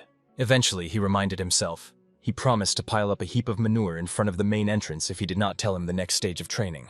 Therefore, he was going to do it right now. Of course, Li Hua-en hastily shut the door in front of the young man, explaining that it would be better for him to hear everything from the hero himself rather than engage in such indecency. Poisonous Face had no choice left, so he put on his pants. But the young man could not understand why the hero had fled to the Murim alliance. He thought that Li Jin-en considered him some kind of fool to be toyed with like that. However, this was not true. He was not a fool at all. Therefore, now the young man with his battered umbrella decided to invade the Murim alliance. He rushed on, continuing to perform strikes, starting from the 100,000 and first up to the 100,200th time. At the very same time, after the hero's words, the wanted bandit barely restrained himself from bursting out laughing. He understood that it was extremely improper to laugh in the presence of a noble gentleman. However, the criminal found it incredibly naive that this very youth was going to beat them up. After that, the scoundrel calmly explained to his accomplices that he had already lured the necessary people for them, so he wished to leave to attend to his own affairs. The hero, however, obviously thought that he was simply nervous and therefore eager to escape as soon as possible. Of course, the man was quite offended that Li Jin-un had just dared to voice it, and the young gentleman himself was only struck by the sensitivity of this scoundrel when told such obvious things. After that, as if nothing had happened, the hero decided to find out if he could kill this wanted criminal. The escort did not object, considering that the man was listed as an enemy of the alliance, so execution on the spot was permitted, and of course, it was an excellent opportunity for the hero to cool down a bit. At that moment, the warrior carefully observed the emotions reflected on the face of the young master of the trading guild. In 3 days of traveling together, he saw for the first time how the young man smiled with pleasure. The Trinity instantly armed themselves with their weapons to resist the enemy. The wanted criminal immediately threw away his blades, realizing that he would be the one to execute this scoundrel. Easily dodging the first flying weapon, the hero caught the remaining blades thrown his way. After that, he suddenly jumped into the air and struck the opponent standing behind the convicted man at that moment with those very blades. Then the wanted criminal realized, when it seemed to him that Lee Jin-eun had missed. In fact, the young man had deliberately missed him to wound others. Dan Woosan decided to find out why this man had become a wanted criminal. However, he did not consider himself obliged to answer such questions. All he could tell him was that he was training the part of the body that Lee Jin-yeon would soon be unable to use, so he asked the hero to fight with all his might. The scoundrel, to amuse himself, aimed straight at the young man's groin, understanding that such a toy was completely unnecessary for the hero. However, obviously, the King of Fists was not going to let him get close. In the end, the young man stepped on the man's hand and shattered his bone into tiny fragments. Immediately after this, the enthusiasm of the wanted criminal clearly diminished significantly. All that was left for him was to moan, crawling on the ground. The scoundrel could not believe that someone like Lee Jin-eun managed to defeat him, so he agreed to surrender voluntarily, join the Murim alliance, and accept punishment, just so that his dignity would not be harmed. Partly, the King of Fists was even disappointed that the opponent surrendered so quickly, so he wanted to find out the reason. The criminal believed that if he surrendered, the case would be closed, and moreover, he might be pardoned, considering that he had information about other wanted individuals. Obviously, the scoundrel expected that upon hearing this, the hero would find it useful to spare his life. However, he was mistaken. King Kulakov killed him because he did not belong to the Murim alliance. He did not care whether this man surrendered or not. In the end, the young man killed all three at once, while the companion simply stood there, blinking in surprise. Only after Lee Jin-en had committed the irreparable did the warrior realize that perhaps it would have been wiser to take this man to the alliance after all. However, the fighter did not argue with the hero's decision, understanding that such a criminal would at best continue to lie and evade. In his case, it was better simply to die. After that, they went to a tavern to eat, for after this large-scale clash, both were starving. They settled in a small inn on the first floor among many other guests. The companion, having observed the young master, realized that he had quite rich experience in battles. After his fight, all the warrior's doubts vanished in an instant. In fact, when the youth heard that the heir of the trade guild had defeated the head of the Uyang clan, he found it hard to believe, especially considering that the hero's name was not particularly well known, and such suspicions did not even offend the King of Fists. He himself would have the same opinion about himself. However, now the companion, having witnessed his fight, believed that the young lord truly possessed a level of skill sufficient for what he had done. For this reason, the warrior promised to try to properly confirm his strength before the alliance, so the hero did not need to worry about witness testimonies. Honestly, Lee Jin-en was surprised that the young man suddenly became so talkative. But then suddenly the fighter made the hero an unexpected offer, to join the alliance. Of course, they pay little, and the work is quite hard. But the only thing that really matters here is strength. According to the leader of the alliance, individual abilities are valued above origin. With the talent the hero already possessed, he could achieve a lot in this organization. Moreover, since he apparently already had connections with the Imperial Assembly, it would be even easier for him. However, the Murim alliance represented a completely different structure. Of course, the Imperial Assembly pays more. The work there is easier. But this organization is entirely built on clan influence. Outsiders have no chance of success. Great clans promote their own, while the rest are just mercenaries chasing high pay. In a real battle, they scatter like autumn leaves. However, the hero perfectly understood that not all from the Imperial Assembly were like that. For example, the head of the Mohyun clan, who agreed to help in Uyang-san's case, definitely differed from this description. Hearing these words, a certain young gentleman sitting on the terrace could agree with Lee Jin-en's thoughts. However, he still believed that the alliance was actually a gathering of slanderers. The young man also ordered that the companion no longer slander the association, and dare not insult people so boldly. It was extremely outrageous that he compared the Imperial Assembly to autumn leaves. Of course, the warrior immediately stood up, bowed, and apologized for his mistake. After that, he decided to find out the name of the person speaking to him. However, without much thought, the latter laughed and introduced himself. His surname was Autumn Leaf, and his name was Autumn Wind. After everyone present burst out laughing, Lee Jin-en asked the companion not to pay attention to them. After all, he had already done everything he could in this situation. After that, both of them, sitting back down at the table, assumed that perhaps these four laughing gentlemen were somehow related to the Dragon and Phoenix tournament. However, the warrior was amazed that the young master was aware of it. He recommended that the hero participate in the tournament as he was young, skilled, and fully met all the requirements. It was a huge opportunity. The great tournament, watched by all of Murim, was an invaluable experience. Naturally, Li Jinen hastened to explain that such ideas did not interest him. Despite the fact that it was a chance to gain fame, it comes naturally as a person becomes stronger. And of course, it was sad for the warrior to hear this. After all, the leader promised a first-class elixir to the winner. But as soon as he heard this, the hero immediately agreed. Honestly, the companion was so shocked that he almost choked on how quickly the young man changed his mind. In principle, Li Jinen forgave him for splashing him with water. However, he warned, next time he should immediately mention the elixir. Finally, when everything was finished, they left the tavern. The companion thanked the young man for the treat. He was glad that very soon they would reach the Murim Alliance. But unexpectedly, as they were leaving, they ran into those 4 students. The warrior did not forget to sarcastically note that they were too slow. He believed that these youths were from the Slanderers' Alliance. However, apparently, the Murim Alliance resembled turtles more. In the end, the fighter could think of nothing better than to run away from here like an autumn wind.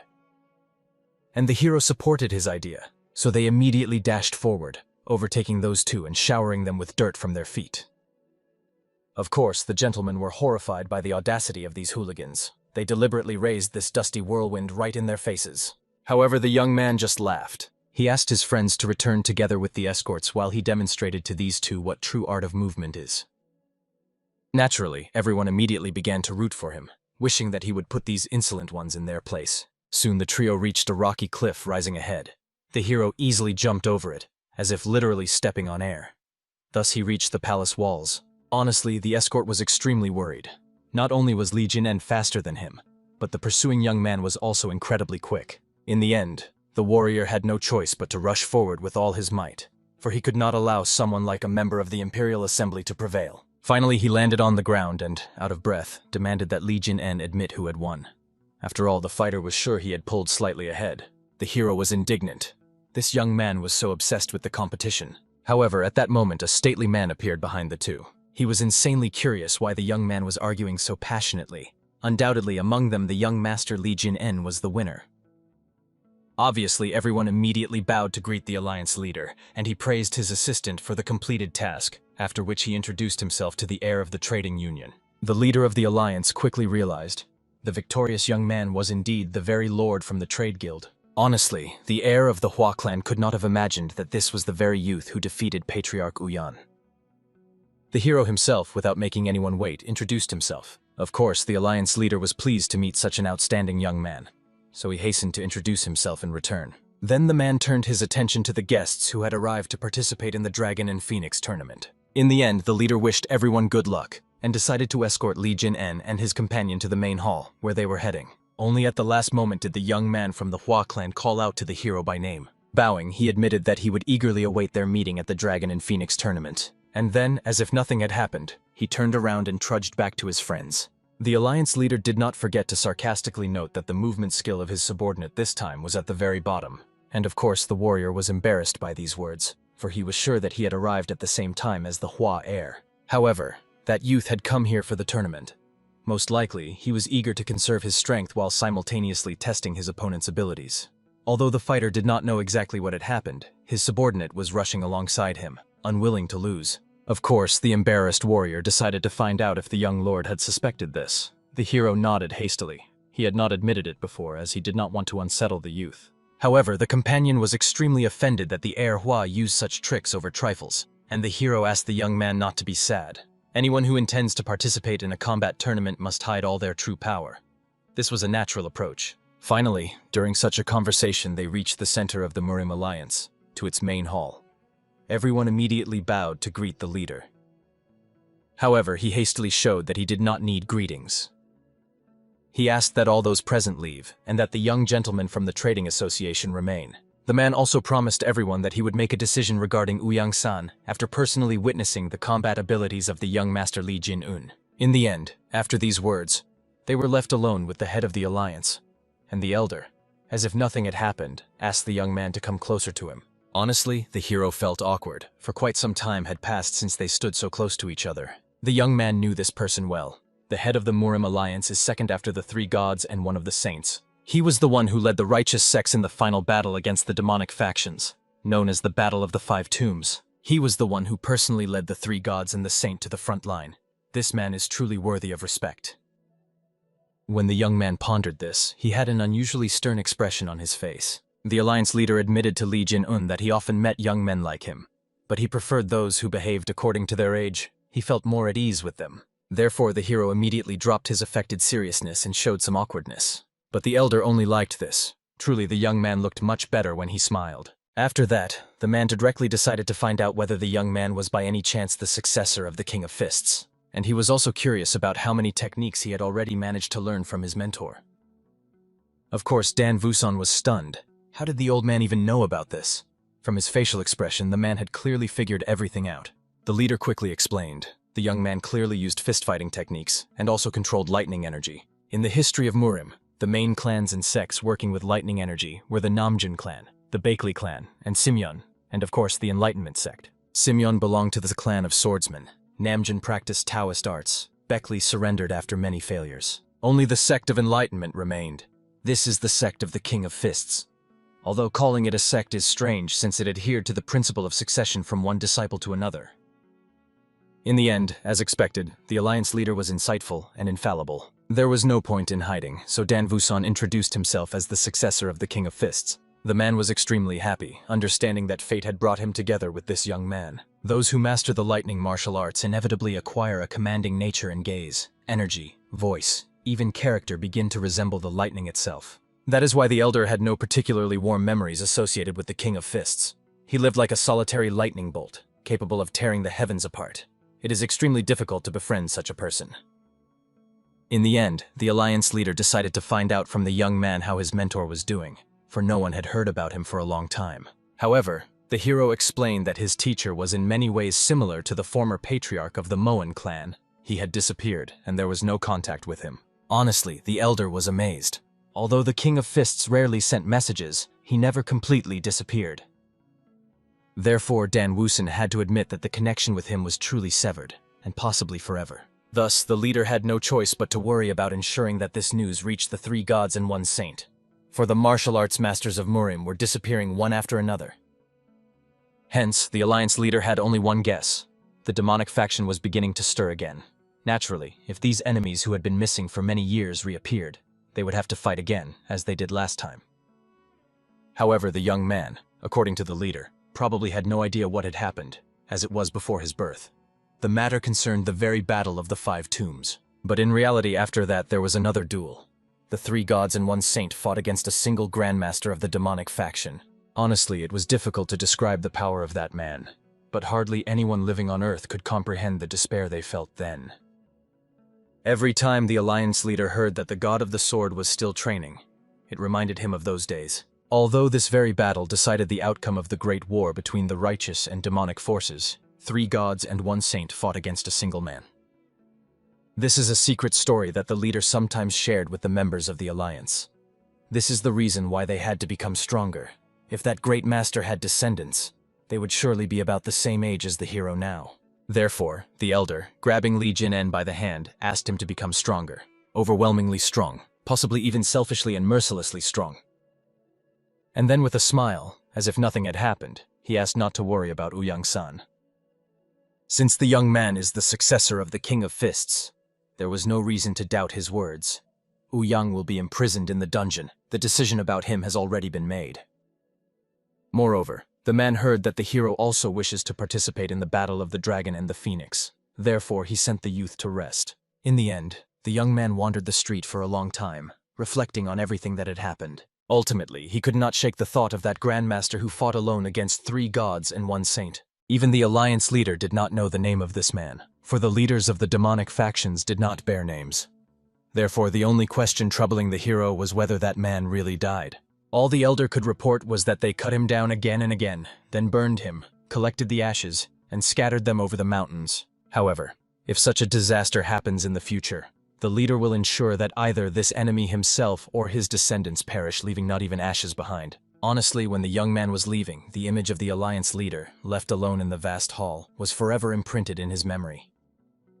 He had completely ceased to be the image of a respected elder. He was a monster forged by time. It seemed as if the opposite of the demonic faction was not a righteous sect at all, but simply another incarnation of a monster. And of course, possibly, upon gaining power, the hero would be no exception. In a sense, the continent, created by the mutual slaughter of orthodox and demonic sects, was no different from the kingdom of Asura. While the young man was lost in his thoughts, he did not notice the companion who had been waiting for him all this time to find out how their conversation had gone.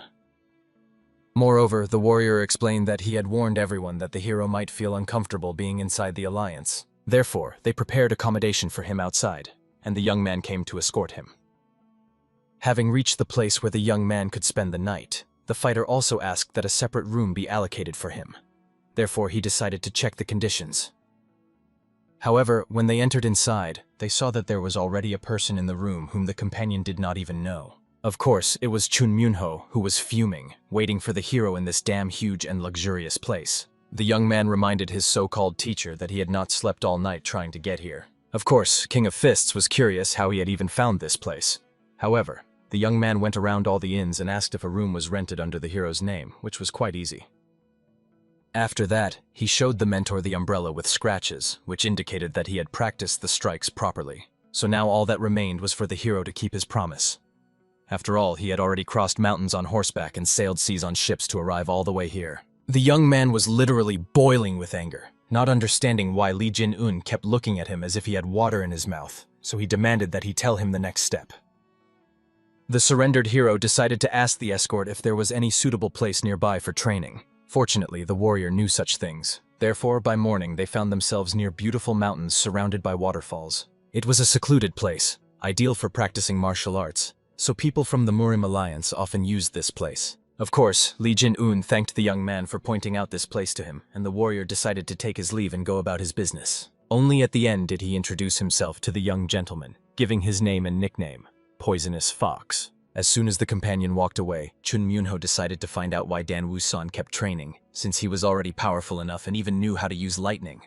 Why did he need anything else? However, the young man realized he could not rely solely on the art of the white lightning of 10 stages, for his inner energy had deepened, so he intended to also practice the divine art of the phantom flower. Of course, all this remained completely incomprehensible to Chun Myunho, for he knew nothing at all about the world of martial arts.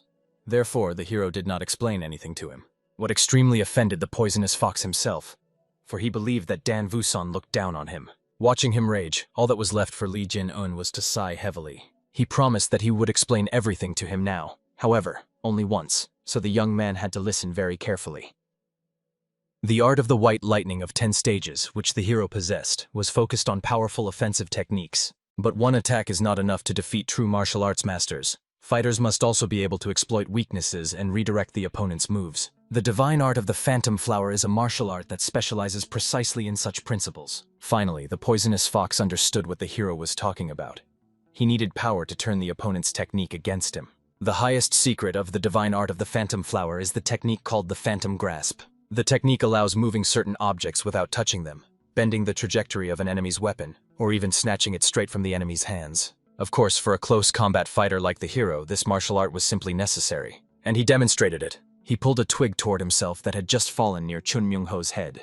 However, to the young man himself, after the explanation, it seemed that this technique was better suited to be called thieves. But immediately after that, he was struck by lightning, a punishment for his bold words. The hero was outraged. He didn't even try to comprehend the complex martial art in his foolish head. However, he was pleased that the young man was beginning to understand at least a little.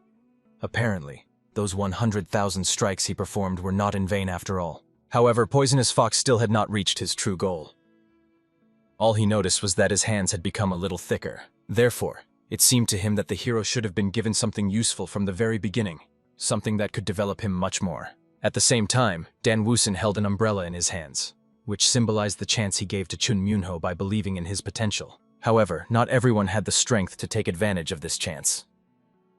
Therefore, he decided to complicate the task for the young man, and even the thought of this brought a smile to his face. He explained to the youth that out of all the 100,000 downward strikes he performed, only one single one had any value. Therefore, the mentor explained, if he ever wanted to block, parry, or deflect someone else's attack, he would need to find and use the most perfect of all these 100,000 trajectories. If he failed to do this, he would simply perish. And of course, Poisonous Fox immediately began to ponder.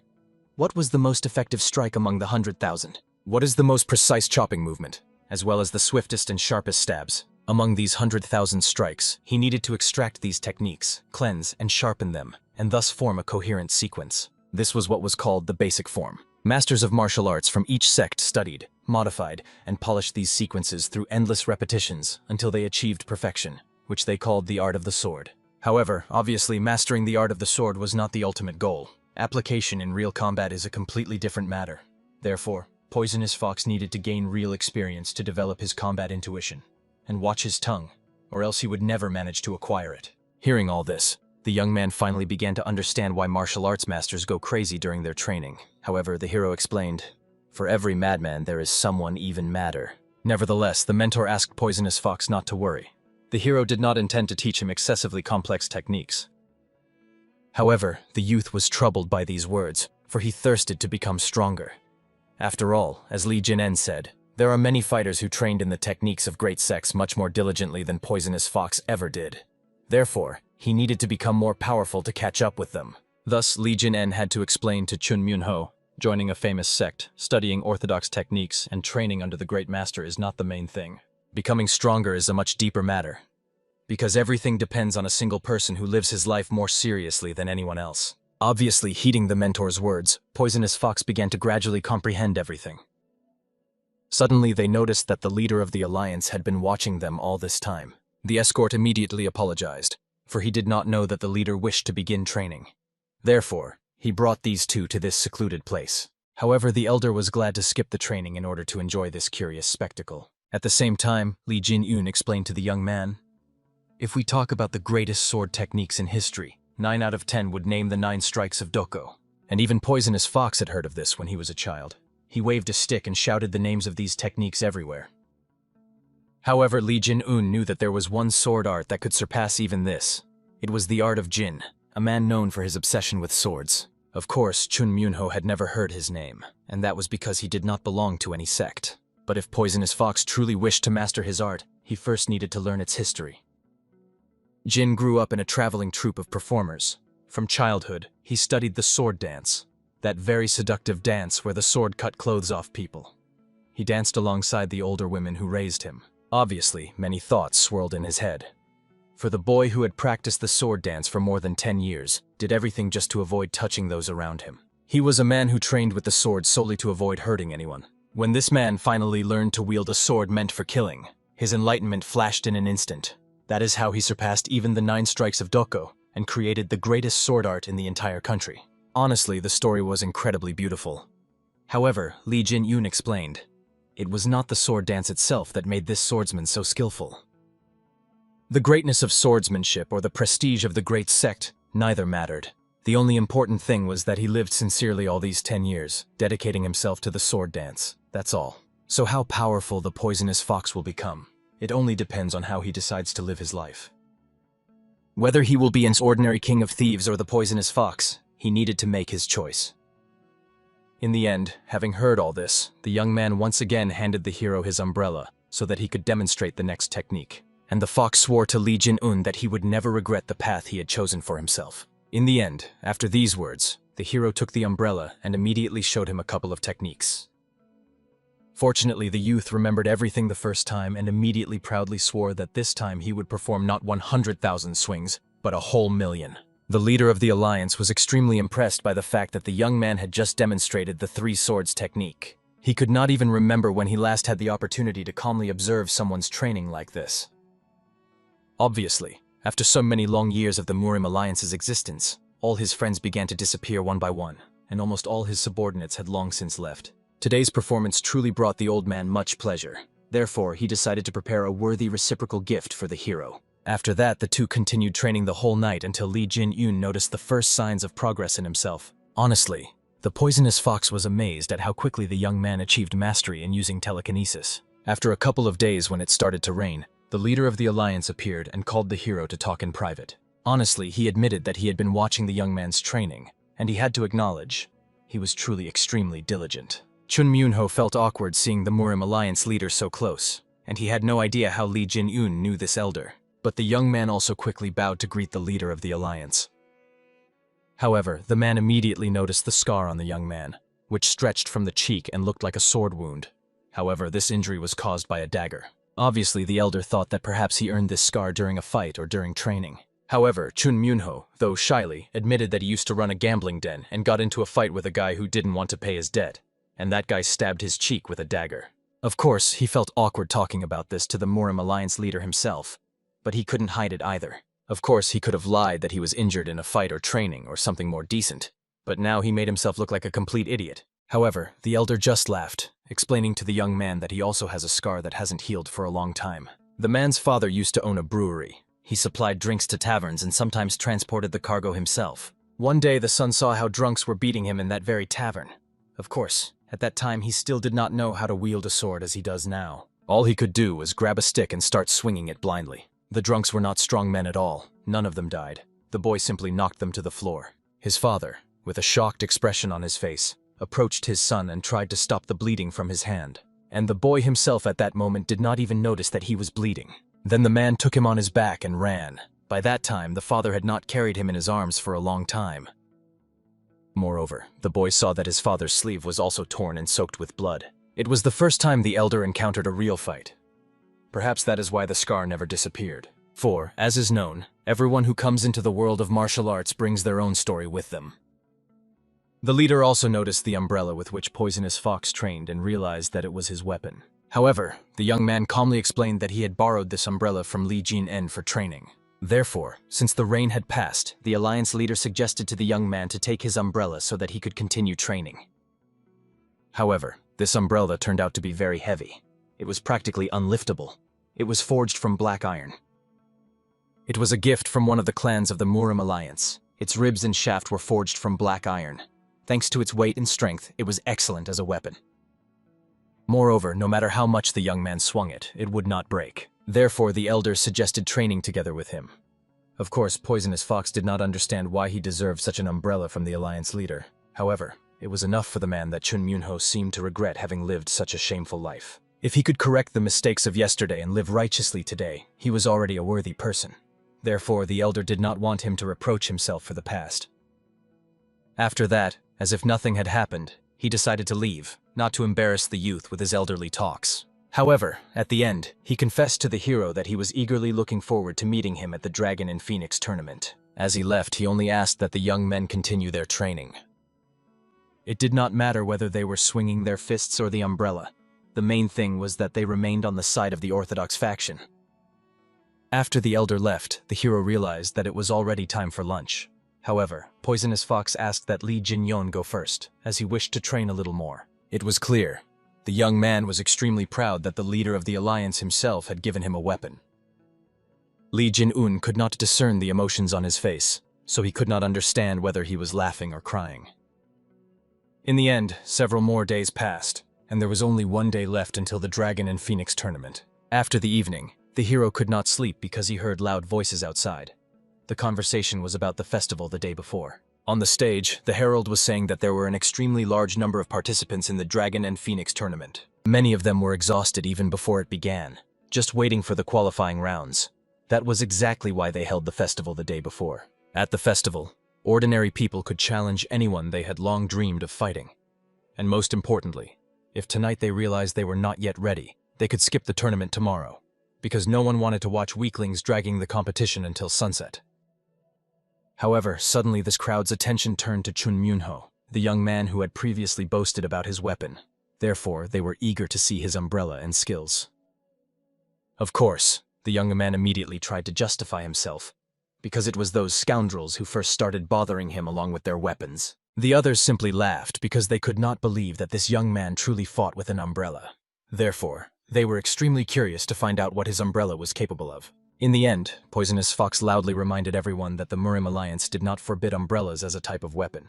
Therefore, he could not understand such a fuss, especially considering who had given him that umbrella. Listening to all his angry speeches, Li Jin-un could not understand why the character of this young man did not change, even when he was in the company of martial arts masters. In the end, Poisonous Fox still agreed to satisfy the curiosity of the people who mocked him so much. After all, he was the one who practiced the same strike 100,000 times.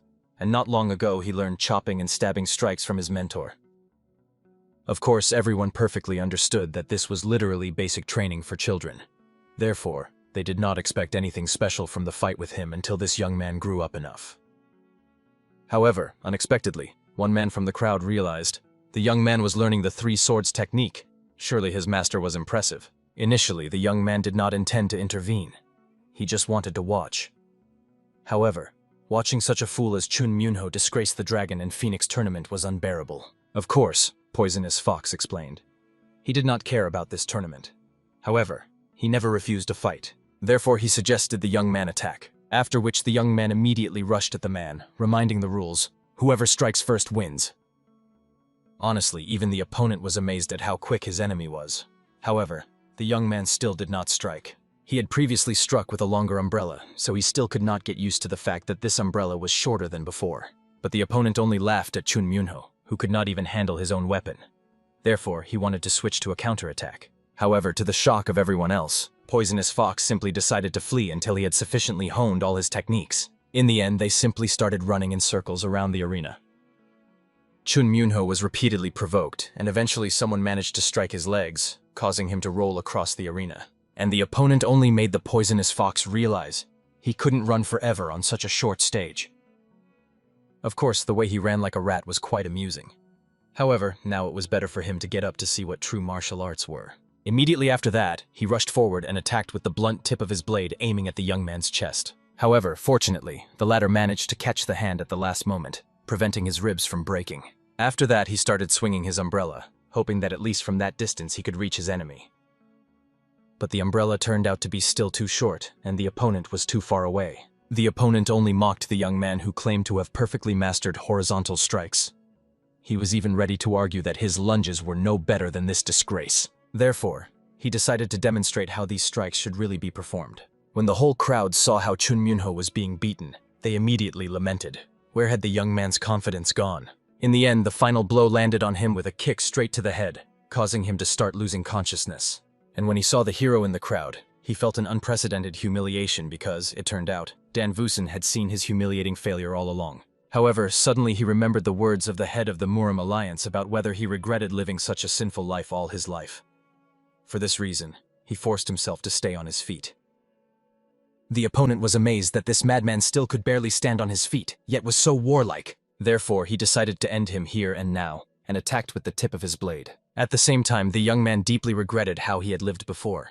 He regretted that he had been such a pathetic weakling, and that is precisely why from this moment he longed to be different. Despite the spear striking his side, he still lunged at the opponent and thanked him for closing the distance and greatly helping him. In the end, one strike was enough to create a huge crater on the stage from the force. Honestly, everyone was amazed that this youth possessed such strength. He seemed almost not human. And Chun Myunho, looking at the body of the defeated, still could not believe that he had won. He remembered when he first met the hero, and then decided that he must repay him for kindness and for the guidance as well. He loudly proclaimed that he had won, for the Poisonous Fox always repays debts. And it was clear, Li Jin-en was truly quite proud of his student. The whole crowd was whispering. They could not believe that the young man defeated this fighter with just one umbrella in a single strike. The young man himself could barely move now, however he was still extremely proud of himself. He was already eager to leave the stage. However, other fighters climbed onto it, understanding that one successful victory did not make him someone special. Therefore, they wanted to defeat him. And of course, Poisonous Fox understood how pathetic these people were, since they were now entering the fight instead of leaving first. He tried with all his might to gather his strength and get up to fight these annoying degenerates. Fortunately, at that moment, as if out of nowhere, a hero appeared who shielded the student with his own body. Immediately, everyone felt pressure from his appearance, as if all their internal organs had been turned upside down. He introduced himself as one of the participants of the Dragon and Phoenix tournament, who had come down long ago to enjoy the prelude to the festival. But Poisonous Fox could not resist boasting that this young man was his master, who would stand up for him, and it would be the end for all of them. Right after that, the fighters whispered embarrassedly, averting their eyes. And Chun Myunho was struck by the rotten nature of these people. Just a minute ago they were attacking him like rabid dogs, and now they were retreating in the face of Li Jin-en. This means that becoming stronger is truly the greatest thing one can accomplish in the world. Finally, Poisonous Fox began to fall backward from bleeding. But fortunately, another participant managed to catch him. He hinted to the gentleman that it was already too late to continue. Therefore, he suggested ending this performance for today, for the sake of tomorrow's tournament. Of course, everyone immediately whispered, recognizing the son of the Hua clan. As rumors said, he was truly a real handsome man. And the young man himself explained to the hero, If he intended to win the Dragon and Phoenix tournament, it was better not to waste strength here in vain. However, the young lord did not even remember the heir's name. He only recalled that he seemed to call himself Autumn Leaves. At the same time, the other simpler martial arts masters began to disperse home, thinking it was better to end today's performance here. Using this moment, the heir suggested to the hero to drink together with him, as he wished to tell much. After that, he proposed to meet in an hour, and of course, he did not forget to praise the young man with the umbrella, who impressed him. Very soon, the young man returned home and calmly sat, savoring alcohol. However, at that moment, his sister came to him, and she was extremely displeased. It turned out she had been watching her brother. She was curious to know why he stopped the duel. And the whole point was that he considered Dan Vuson a serious contender for the championship, and since he also aspired to this title, he did not want to reveal the hero's strength to the public prematurely. And even his sister agreed with her brother. Li Jin-en looked truly powerful. Even when competing in agility, it was clear Li Jin-en deliberately slowed down to match their pace. Moreover, he kept a perfect distance, deliberately. It was clear that he was a man with rich experience. And since the heir of the Hua clan had arrived here, he intended to defeat all the heirs of the great clans. However, now he had thoughts that it would be wiser for him to skip the tournament this year. Still, even during the duel, the young man did not use internal energy. With just the physical strength of his body, he could have dealt with all of them. However, the heir thought that his sister was so interested in the young man possibly because she liked him. He even suggested negotiating with their father about her marriage, since it was better to be connected with a trading clan than with some fighting one. It was obvious that she came to his room to find out more details about the hero. Therefore, there was no point in lying. However, the girl still bashfully continued to insist that this young man was not that interesting to her. But the brother advised her to carefully weigh all the pros and cons. If the young man was so to her liking, it was better to arrange the marriage before his victory in the tournament. However, she continued to bashfully shout that Li Jin-en was not her type at all, not even noticing that he was standing right in front of her. At the same time, the awkward hero, as if nothing had happened, decided to find out if he could enter. And the girl, who wanted to escape from here as soon as possible, did not notice that she had bumped her head straight into the doorframe. Li Jin-un felt great awkwardness, but the beauty herself realized that she looked like a madwoman.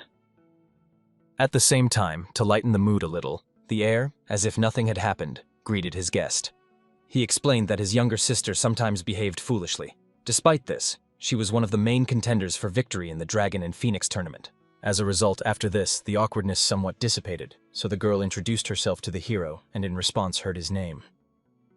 After that, all three sat down at the table to calmly enjoy the food and talk. However, the beauty still did not understand why she was even among these two. At the same time, her brother, as if nothing had happened, confessed to the hero that Dan Wusun had made quite an impression on his sister. For this reason, she wanted to give him something. However, Li Jin-un did not understand at all what was happening, because he had not even done anything to impress her. The girl then handed the hero what she had in her hands, the treasure of the fist guard of their clan. It was not a metal attacking glove, but simply hand protection. Therefore, she asked the hero to accept them as a gift of goodwill. Honestly, they looked not just excellent, therefore the young man swore to use them wisely. At that time, the heir decided to find out from the young gentleman whether he knew who were considered the favorites of the Dragon and Phoenix tournament. And upon learning that he was completely uninformed, he asked that his sister tell him everything. Of course, she had no desire at all. Therefore, the brother threatened. Otherwise, he would reveal her shameful childhood, and then she would never wash away the disgrace. In the end, the sister had to tell. As possible winners, a great many names were mentioned. But in reality, the competition is between two forces, the Murim Alliance and the Rulers Association. The Murim Alliance puts forward as main candidates the heirs of the Mountain Sect Huan and the Wudang Sect, although their participation is still in question. The Wudang Sect risks life and health in every duel. All from the Wudang Sect do not wish to interfere in world affairs. As for the Rulers Association, they support other heirs, the Namjin clan and the Doko clan. Well, if these two meet in the final, neither will leave unscathed. All because they were rivals in love. Both are madly in love with one lady, who is famous as the first beauty of the South. So if they meet in the final, both will end up with serious injuries. They grit their teeth waiting for the moment they can humiliate each other in the arena. And of course, the hero clearly heard the name of this girl. She was the daughter of the elder to whom he was so indebted in his past life. Apparently, this girl has already grown into a woman admired by the heirs of great clans. And Li Jin-en, who once was almost like an uncle to her, but now stood among her peers. It was a very strange feeling. Moreover, the heir, opposite whom the hero was seated, was also a member of the Association of Rulers. He was a kind of dark horse. In fact, he had never once participated in a public duel. Everything in life just seemed extremely tiresome to him. And truly, Autumn Leaf had no inner drive for battle at all. Perhaps he was simply so powerful that he did not need to fight at all. He could simply be a person who inspires a certain fear just by his presence. Also, the lady revealed that this year there are two unpredictable variables in the competition. They are not very well known, but rumors say they are strong. One of them is from the Hainan sect, and the second is Li Jinen. For this reason, the heir was extremely curious to find out how ready the young master was for this tournament. Therefore, the hero had to explain. Of all the participants he had just heard about, it seemed there was not a single one he considered a serious opponent. And of course everyone was shocked by his such loud words. However, Autumn Wind laughed, realizing that the hero clearly was not going to lose. Moreover, obviously, it was truly not easy to deal with him. No matter how much the young man tried to analyze him, he could not comprehend his main martial art, nor his level, nor even whether he was interested in his sister. However, she was even known as the Snow Phoenix, but Li Jin-un showed no slightest interest in her. Perhaps he was simply too focused on becoming more powerful at any cost. In the end, when the evening came to a close, Li Jin-un prepared to go home, thanking the young master and lady for such a warm reception. As soon as he left, the girl decided to ask her brother what he would do about the Dragon and Phoenix tournament. To be honest, he could say one thing. He met someone worthy. And they were already arguing about winning the tournament instead of simply becoming friends. Therefore, he decided to yield to this young master and would not participate this year. Moreover, he felt that the hero was an incredibly straightforward person. He didn't even try to flirt with the girl once, which clearly meant he was not a womanizer. Of course, she thought that the reason was that the hero was extremely cultured or was pretending. However, the brother saw Li Jin-un simply did not care about his little sister at all. Naturally, she was offended by these words, so she immediately declared that she did not need Li Jin-un even as a gift. The brother laughed, but asked his sister not to be upset. In their lives, she would see many heirs of merchants, powerful martial families, clan heirs, members of the Murim Alliance. The hero. Not every person from the underground world is without honor. If she watches carefully with her eyes and listens to their words, she will definitely choose a man she will love. All his previous talks were simply to tease her. Therefore, he asked her not to take it to heart. And of course, the sister was not offended, for she knew her elder brother very well. However, the heir still insisted that she keep an eye on the hero, for he was meeting a person for the first time who so greatly disregarded the heirs of the Namjoon and Doko clans. If anyone had heard this, they would surely have already drawn their sword against him. And unfortunately, while they were discussing this with the sister, the heirs of the Namjoon and Doko clans overheard their conversation, and they were extremely enraged. Therefore, they demanded to be given a name. Two confessed. Who else would dare to so greatly underestimate them?